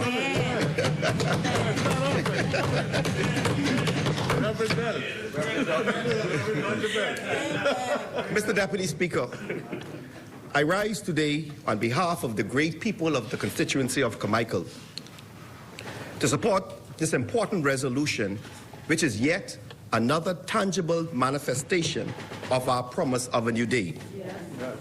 In lending my support to this resolution, Mr. Deputy Speaker, I wish to express my thanks to Almighty God for his continued blessings on me and small mercies that I see every day.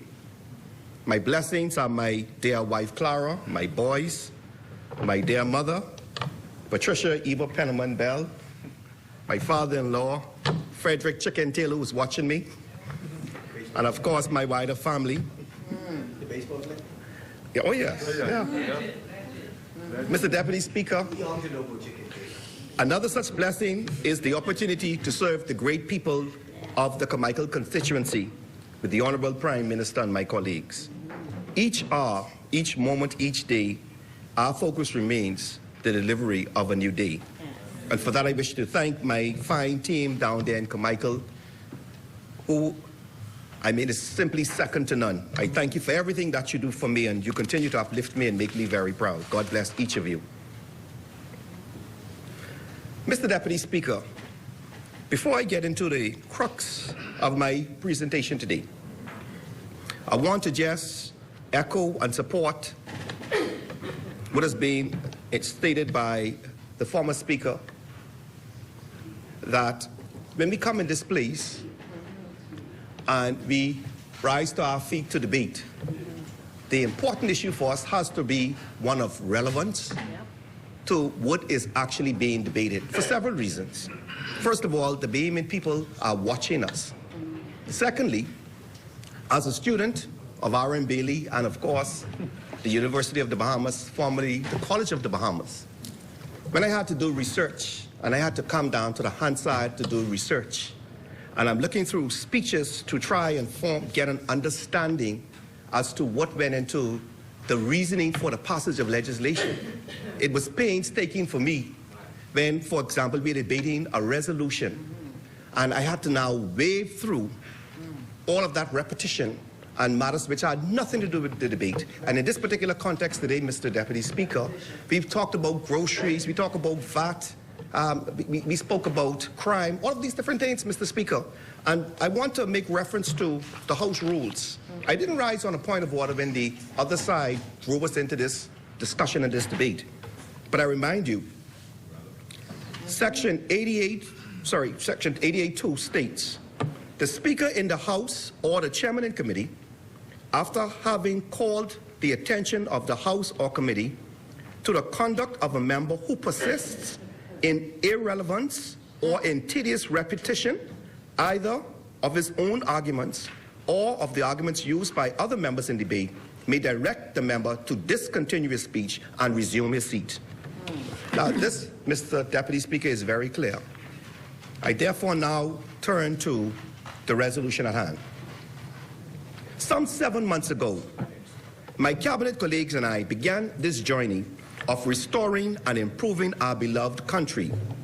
The Honorable Prime Minister made it clear to all of us that our term would be result-driven. Yes.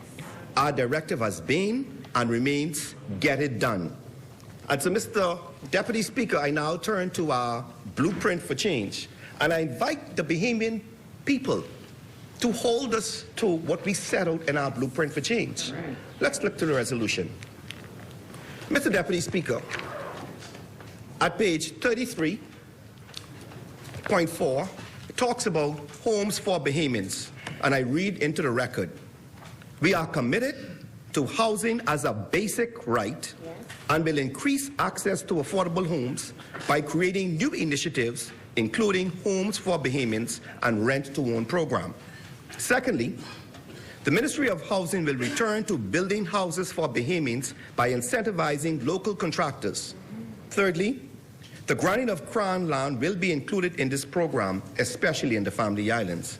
And fourthly, pursue public-private partnerships to develop new subdivisions. This is what is contained in our blueprint for change, and this is what the Honorable Minister of Housing is doing. With results being the focus, efficiency is the new order of the day. The elimination of unnecessary bureaucracy and delay has and will continue to be eliminated. Obstructionists, and delay must not and will not impede progress. Today, I am proud to support this resolution, which follows the acceptance of the Prime Minister's directive to get it done. In 7 short months, count them, 1, 2, 3, 4, 5, 6, 7. This PLP housing minister has done more to deliver more homes than her predecessors over the 4 years.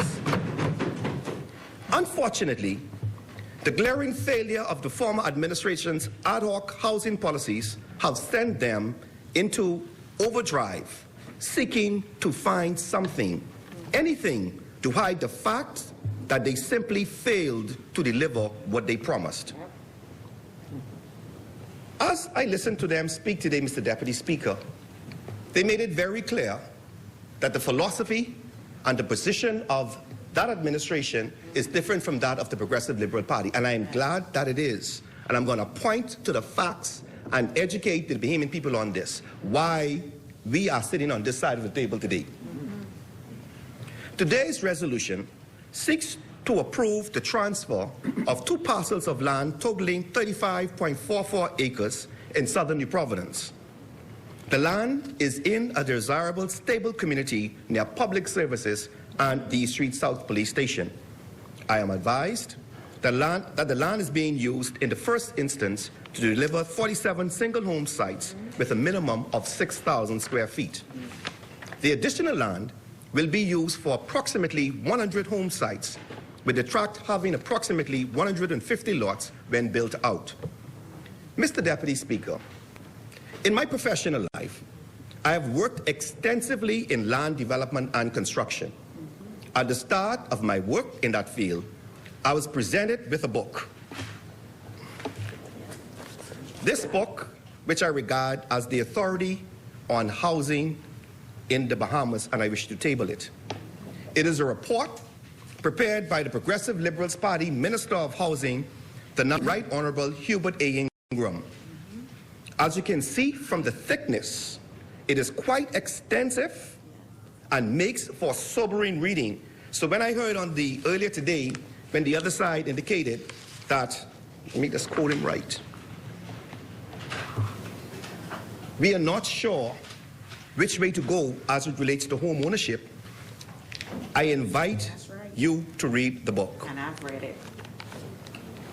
We are often criticized, Mr. Deputy Speaker, for not documenting enough of our history, and unfortunately, former Prime Minister Ingram's role in the development of affordable housing is often overlooked. I tabled the report with the hope that it helps with its distribution, as this is an area of critical importance to the growth and stability to this country. And I just want to turn to the table of contents and just read into the record what all the table of contents entails. It talks about population and households, existing housing stock, housing production, land, planning and services, construction industry, incomes and affordability, housing finance, government role in housing, housing requirements, housing needs, responses required, and of course, the government's response. And I will refer to this as I make my brief presentation. This document was done in April of 1984, 38 years ago, and it is a comprehensive overview of the challenges and possible solutions to the housing issues in the Bahamas. It remains instructive to this very day. On page 131 of the report, it states, estimates of completion since mid-1990 at the time of the census shows that 3,000 housing units have been completed, or 950 units for each whole year of the 3.5-year period. As the requirements for the 1,750 units per year, the country's performance so far has been at a level of 54% of what is needed. This is not encouraging since the performance is weakest on New Providence. If it is to be assumed that the shortfall of the 80s were to be made up over the 6.5 years balance of the decade, the annual requirement from now on would increase to 2,178 units with 1,687 houses in New Providence. Mr. Deputy Speaker, this is the Minister of Housing speaking in 1984. The question for us as legislators and policymakers is what happened. 2,178 units per year. What are the long-term consequences of decades of us failing to build sufficient homes? Mr. Deputy Speaker, here is a copy of the Central Bank's Statistical Digest, which I will also table. The digest is an invaluable resource for economic data. If you look at Table 8.0, which outlines construction completions, it shows 620 in 1 year.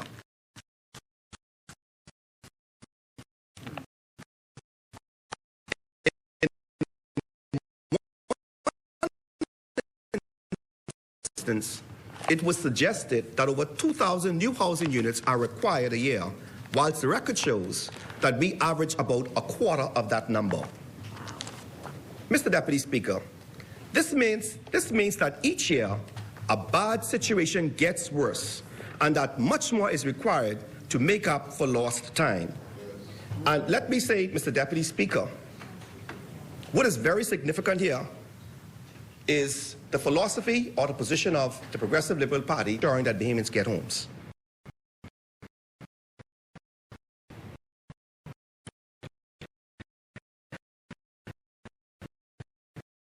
The Ingram report goes on to summarize the housing needs and necessities in the Bahamas, and I would like to highlight some of the following. There is a need to produce more housing. Housing construction has fallen behind household growth.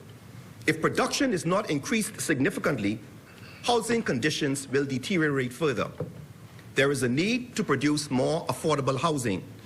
Given the incomes of Bahamians, there is an urgent need to provide modest home for lower income families. Such means include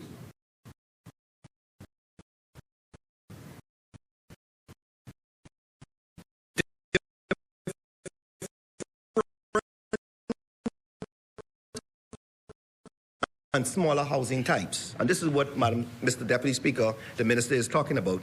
Higher densities and smaller lots. Basic infrastructure, reduced house amenities and finishes.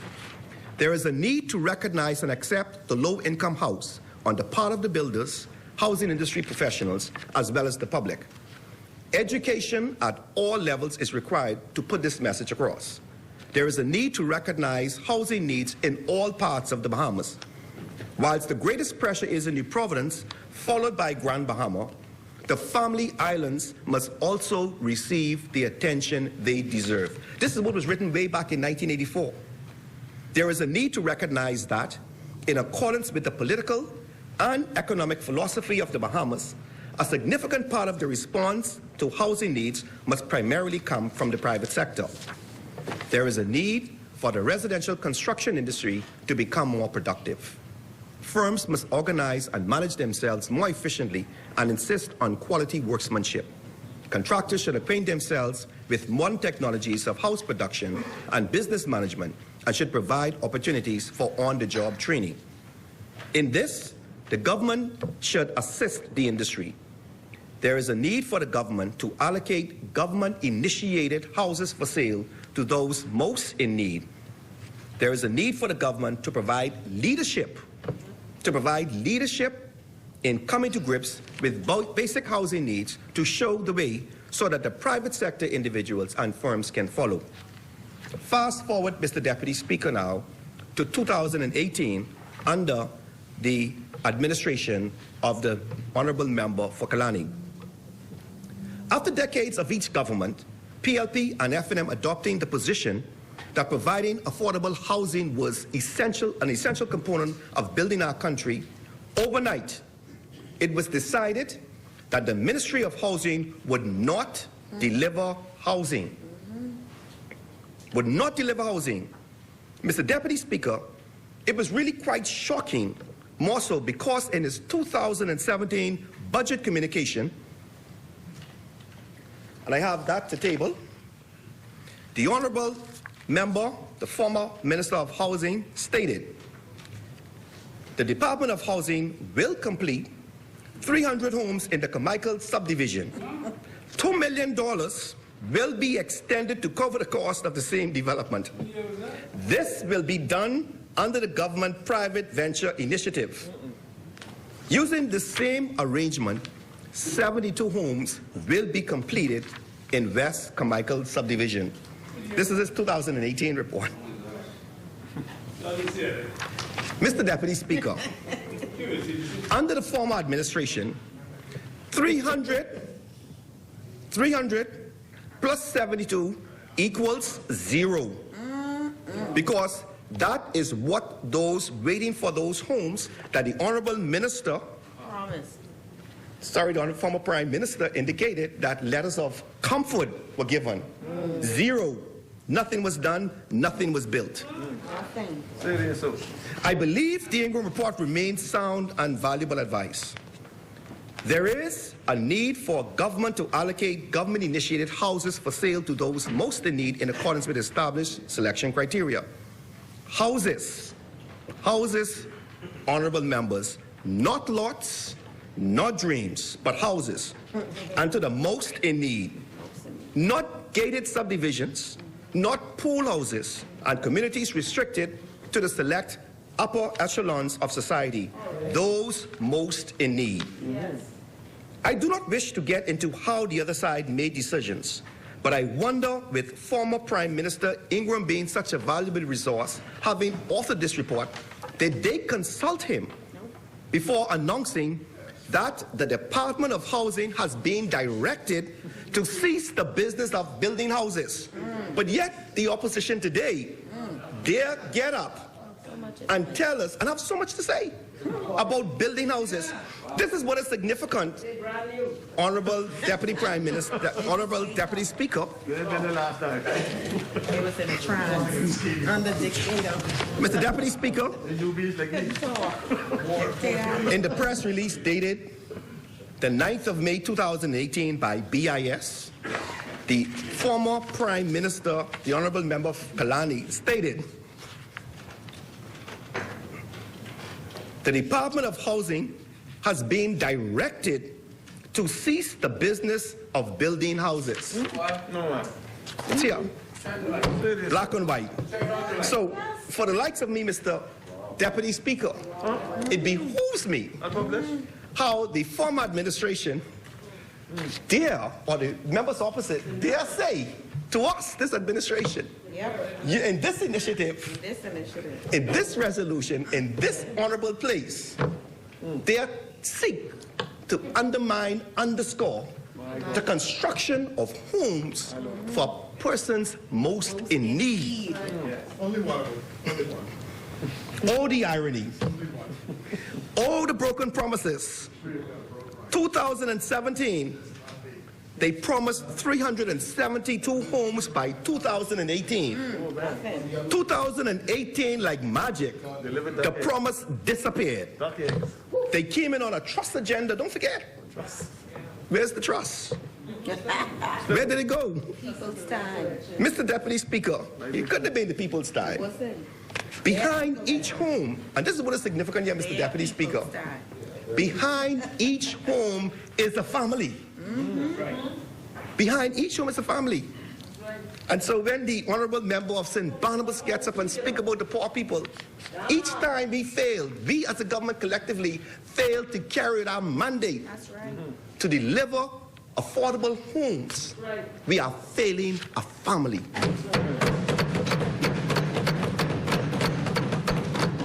A family, Mr. Deputy Speaker, whose life would have improved and been made so much better, as the Honorable Member of Angleston always tells us, had we done and delivered on what we promised.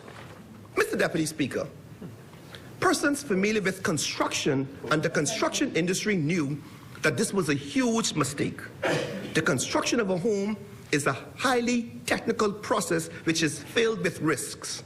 And this is where the Honorable Member for Fox Hill, he had it right there. He's telling you, you're taken away now, and to listen to the Honorable Member of Skalani State, that we're going to tell the people choose their own contractors. Wow. We know, as a former officer in commercial crime, the thousands of people who have lost millions of dollars. Millions of dollars. And they are powerless to get their money back. And that is all of their life's earnings. We cannot go down that path.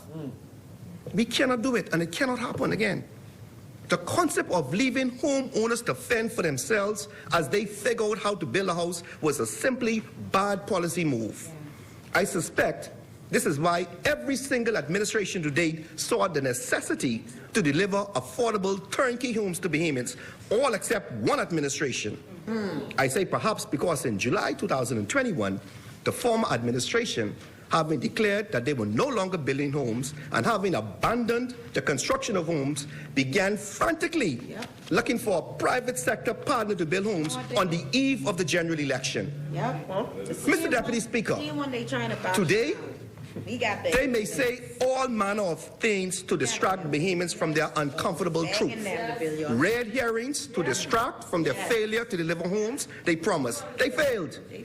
They sought to destroy and eliminate the core function of the Ministry of Housing, delivering homes. But thank God for the promise of a new day.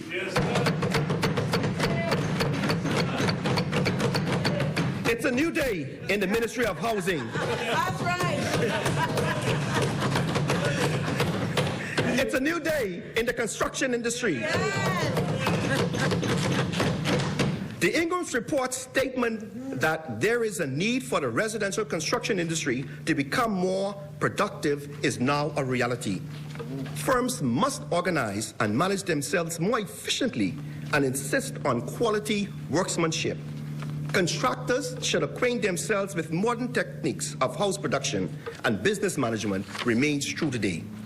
Mr. Deputy Speaker, I was shocked at attacks from some on the other side concerning the approved system being used.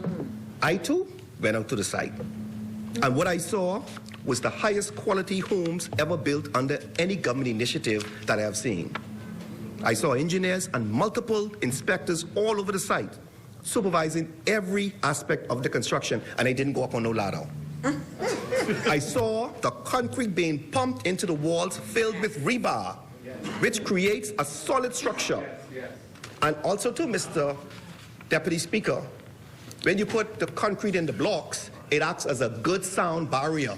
So it isn't only talking about strength and construction, it also helps with the noise from the outside. It's powerful. Privacy. In my time around construction, I do not know of any project which has been subject to such intensive program of inspection and scrutiny. I even understand that members opposite had their own inspection program for the homes, although I personally would rely on the official inspectors and engineers.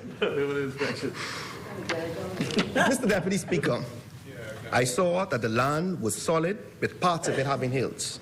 I saw a nearby lot being sold on open market for $68,000. I saw a well-maintained, established community. What I saw bore resemblance of no curving walls or submerged land claimed by the politically orchestrated smear campaigns. Mr. Deputy Speaker, the need for shelter is a basic fundamental human right. Like food and water, we must have a place to live. Over the years, we have failed to construct sufficient homes, and now we must catch up. Catching up requires us to build homes that we can touch, we can feel, we can see, and we can live in, not dreams, not schematic plans, not promises, but homes. This catch-up is not easy. It requires strong government policies and personal accountability. I am very pleased of the choice of the Honorable Prime Minister to appoint someone to lead this charge as outlined in our blueprint for change. Someone who is bold, someone who is deliberate, someone who is smart, and someone who is determined. The Honorable Jobeth Colby Davis. The Honorable Member for Elizabeth. Mr. Deputy Speaker, the unfortunate reality is that over the past decades, Bahamians have borrowed hundreds of millions of dollars in unsecured loans at high interest. From my time in the private sector, I was and remain shocked at the number of Bahamians owing in excess of $50,000 in consumer debt to various lenders. These loans consume more than 50% of borrowers' salaries by salary deduction, leaving hardly anything for mortgages. At times, leaving nothing to live on. Indeed, in my experience, consumer loans are the #1 reason why gainfully employed persons are unable to afford homes. Mr. Deputy Speaker, this Davis-led administration will continue to do all it can to deliver more and more homes. For the part of the citizenry, you must prepare yourself. Savings must become a priority. Spending must be controlled, and loans must be kept to a minimum. I understand that life is filled with challenges. However, borrowing for non-essential items will reduce or eliminate your ability to obtain a mortgage. Mr. Deputy Speaker, this government supports Bahamian ownership and the construction sector. The construction professions and inspectors at the Ministry of Housing and the Ministry of Works can rest assured that this administration has no plans of shelving their talents. They are trained to deliver affordable homes, qualified to deliver affordable homes, and this government will deliver affordable homes. Carmichael supports this resolution and does so with the hope and expectation that this is the first of many more projects to deliver more affordable homes to Bahamians. Mr. Deputy Speaker, what a difference a new day can make. 7 months, just 7 months. As Bahamians listen to the other side, just remember their record on housing, 0. The proof, still, ladies and gentlemen, still lies in the pudding. I wish the Honorable Minister of Housing and a team of professionals every success in delivering homes to the Bahamian people.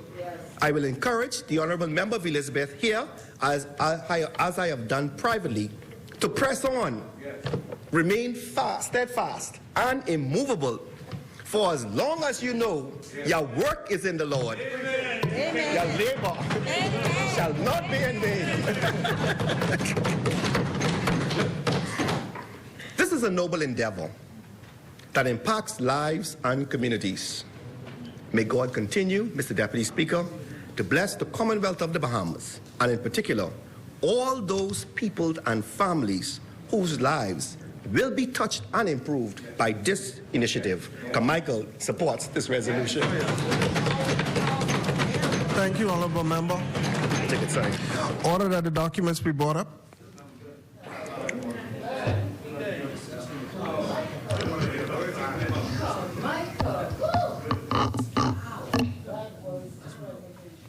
All right.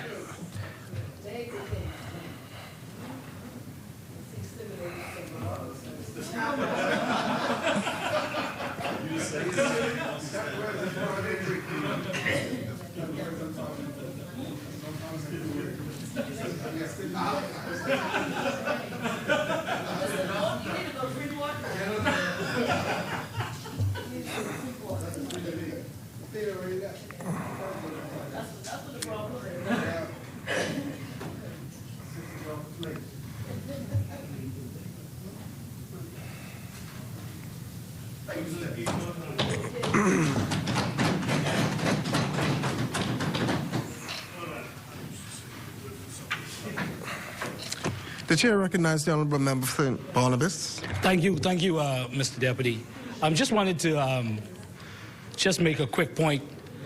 Notwithstanding the point that's been made, it was made by the member for Fox Hill and the member for Carmichael, notwithstanding their point about some bad actors. Obviously, contractors in the country are not one monolithic group, and there are a lot of hard-working, honest contractors out there. And I just think it's important to state that point, notwithstanding the concern about those who would attempt to take advantage of other Bahamians. I just wanted to make that point, Mr. Deputy. Thank you, honorable member. Order that the documents to lie on the table. The chair recognizes the honorable member for Elizabeth. Thank you, Deputy Speaker. I just want to wrap up. First, I want to thank all of my colleagues that contributed to the debate and support of the resolution, and the side opposite. Thank you, some of you. No, thank you all. Thank you all for your contributions. What I would say is it has been a pleasure to be a first-time member in the House of Assembly and be a part of a team that surely, truly live, speak, and showcase what teamwork means, and support. And not only on display here for the House for contributions, but how we've been working together over the last 7 months. All of what we are all achieving in our ministries is just because we actually are working together as a team to build the Bahamas, and I think that's commendable. So thank you all once again. It's important for us to do all that we can in the time that we've been given to make a difference. And that's what my focus is, making a difference where I can. It isn't to say I am the better one or I am the best. It is just so that I can have persons who, children grow up in homes that I was a part of a government that built, and they grow to share their story. My parents were recipients of Elizabeth Estates, a home in Elizabeth Estates. I was 2 years old when they moved into their home. To this day, that story is still the biggest, the loudest, and the proudest story that my parents share, becoming a homeowner for them. They were under the age of 30 when Pinlin brought that program. They were married. They had 3 kids, and on their way for the fourth one. Yeah, my sister, the last one. And I was 2 years old, and they were excited about what that meant for them. That transformed even how they performed in their financial life, how they were able to save and work and be responsible and build themselves to the point where they now proudly brag of having a daughter that sits in the cabinet of the Bahamas and stands now as the Minister of Housing. And that's where the passion comes from, because I'm sharing a story because I know the system of turnkey, how it works, how the system of turnkey transformed my parents' life and in turn transformed the lives of me and my siblings. That's why I'm so dedicated to making sure this works. I don't want to be a part of a government that have persons crying and complaining about faulty this and faulty. No, this is important to me because it's personal. It is personal what it does to the lives of Bahamian, and I'm a testament to it. Under the Pinlin administration, the same minister, the book you talked about, I read that because I know how important it is when you become a homeowner, what that does for persons. And so, yes, I heard all of the, did you get this, did you get that? I told y'all from day one. What I brag about is the public servants that work with me in the Department of Housing and the public servants that work in the Ministry of Works, and all of the qualified persons that work along with our private developer and the students at BTVI that is also attached to this team and that are learning new systems of building. It's an exciting project, and everyone has put their hands together to make sure all of the concerns of did you do this, did you do that, we've done what we needed to do. We don't have to stress and belabor the point and go back and forth with anyone because they know what to do. We're not like the government of yesterday who put Prospect Ridge project in the office of the Prime Minister and didn't know where to start, and then had Carmichael in the Department of Housing. That's confusion. That's confusion. Everything related to housing is under the Department of Housing because that's where the technical staff exists. They know what to do. I have a contact and representative from every single agency that is connected to the approvals that's needed, the environmental surveys that's needed, the building, the infrastructure, and from day one, you know what my team said? Minister, we need to call a meeting with all of them so that we can speak and tell them what your plans are and what the agenda is. We did that. Some of them was on Zoom because we were still in the midst of COVID. So from day one, we've been working together with every agency. Yes. We're not guessing at this because I am there as a manager of this government's blueprint. Right. But the technical staff has been there throughout governments. Right. And they're so excited to finally be back to building houses. Because that's what their mandate is. When they signed up to work in government and be a part of the Department of Housing, they signed up to be a part of the story of Bahamians, building homes for Bahamians, not selling lots. Yes. And so when I walked in there and I said, we ain't selling lots, we building homes, they actually rejoiced. We didn't even vote for us. But I can tell you they can vote for us now because we're doing what we need to do to make a difference in this country. So why are you talking about who contract this here and who contract this there? Let's not forget. Let's not forget that you gave $20 million in contracts for sidewalks in the heart of a pandemic, when persons were not working, when contractors were not building their homes, were not making any money. All right? Nothing, right? And you talking about lots and selling. Every other Caribbean nation gets it. Everybody else. They know how important it is to present turnkey. That's why I shared the stories of what's happening in Jamaica, what's happening in Barbados, what's happening in Trinidad and Tobago. Nobody out here bragging about the government that sold the most lots. No. We're going to Luther in a couple of months, and they are overexcited to finally be a part of the Department of Housing, building homes for them. Yes, some of them may want to buy lots, but not everybody.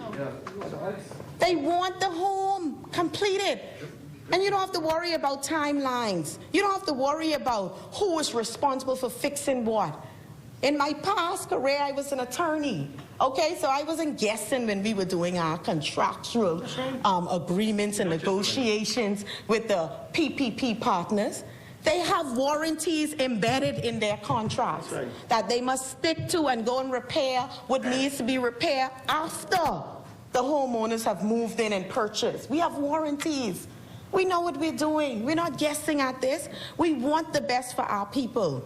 We want them to succeed, and we want them to feel like they own a piece of the rock. And so every area of this project, we have been double checking. Inside our Department of Housing now, you know what we say? Measure twice, cut once.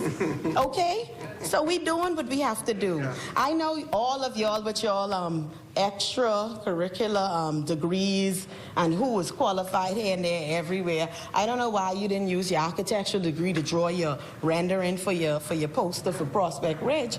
Why you had to grab it off of Google. If you have all of these qualifications, everybody mouth was zip. When you was under the member of Kalani as your leader, your mouth was zip. No one remembered they knew how to start things and sort things out. But all of a sudden we have this advice. We don't need it because I'm using the technical staff, the public servants that exist, right? Who have the knowledge, who has the know-how, who has been doing this for umpteen years. Wait in the Bill Holmes. So thanks, but no thanks. We're getting it done, and we're getting it done under a New Day government, a Davis administration, and a team of members of parliament and ministers that believe in each other and want to see each other succeed. So that's what we're doing, and I'm excited to be a part of the team. Thank you all for your contributions. Thank you for your support. It is indeed a new day in the Department of Housing, and we are blessed to have this government serve the people. Thank you. Thank you, Honorable Member. It has been moved and seconded that the following resolution be agreed. Sorry with that.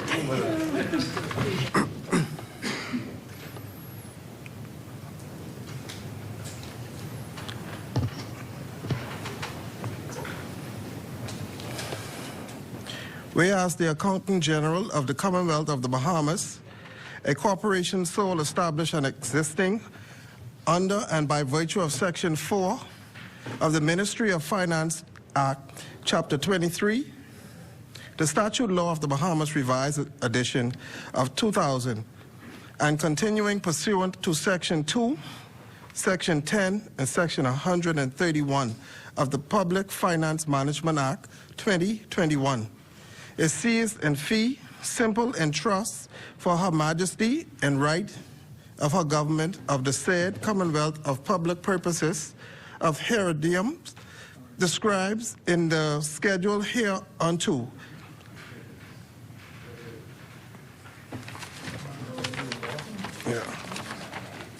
Now, therefore, be it resolved that pursuant to Section 5(3)(a) of the said Act, this House approves the conveyance by the Accountant General to the Minister responsible for housing of the said hereditaments normal fee of $10 and currency of the Commonwealth of the Bahamas. As many are in favor will remain seated. Those opposed will stand. The resolution is agreed. Further resolutions? It has been moved and...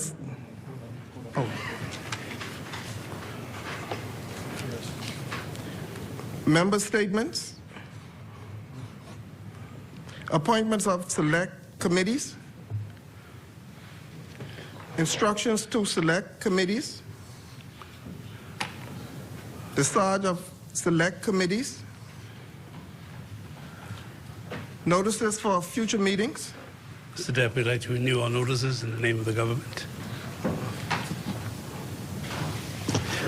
Mr. Deputy, we renew all matters in the name of the opposition.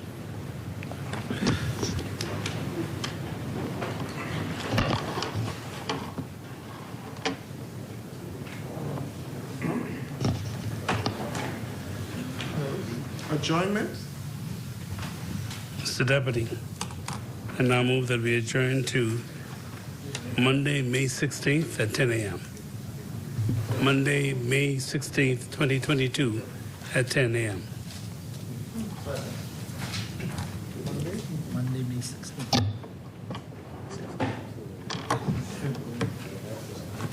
Is there a second?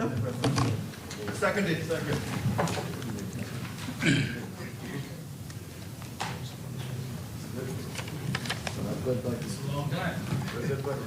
It has been moved and seconded that the House at its rising do adjourn to Monday, May 16th at 10 a.m. As many are in favor, remain seated. Those opposed will stand. Final adjournment. Mr. Deputy, I now move that we adjourn to Monday, May 16th, 2022 at 10 a.m. It has been moved and seconded that the House do now adjourn. As many are in favor will remain seated. Those opposed will stand. The motion is carried.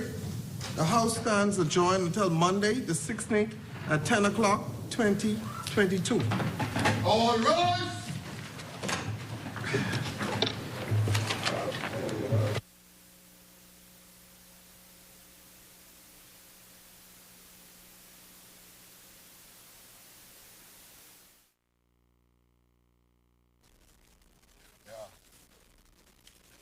Moringa is good for everything. And you, well, you could, when you eating just, you eat the seeds. Yeah, but you can get the actual,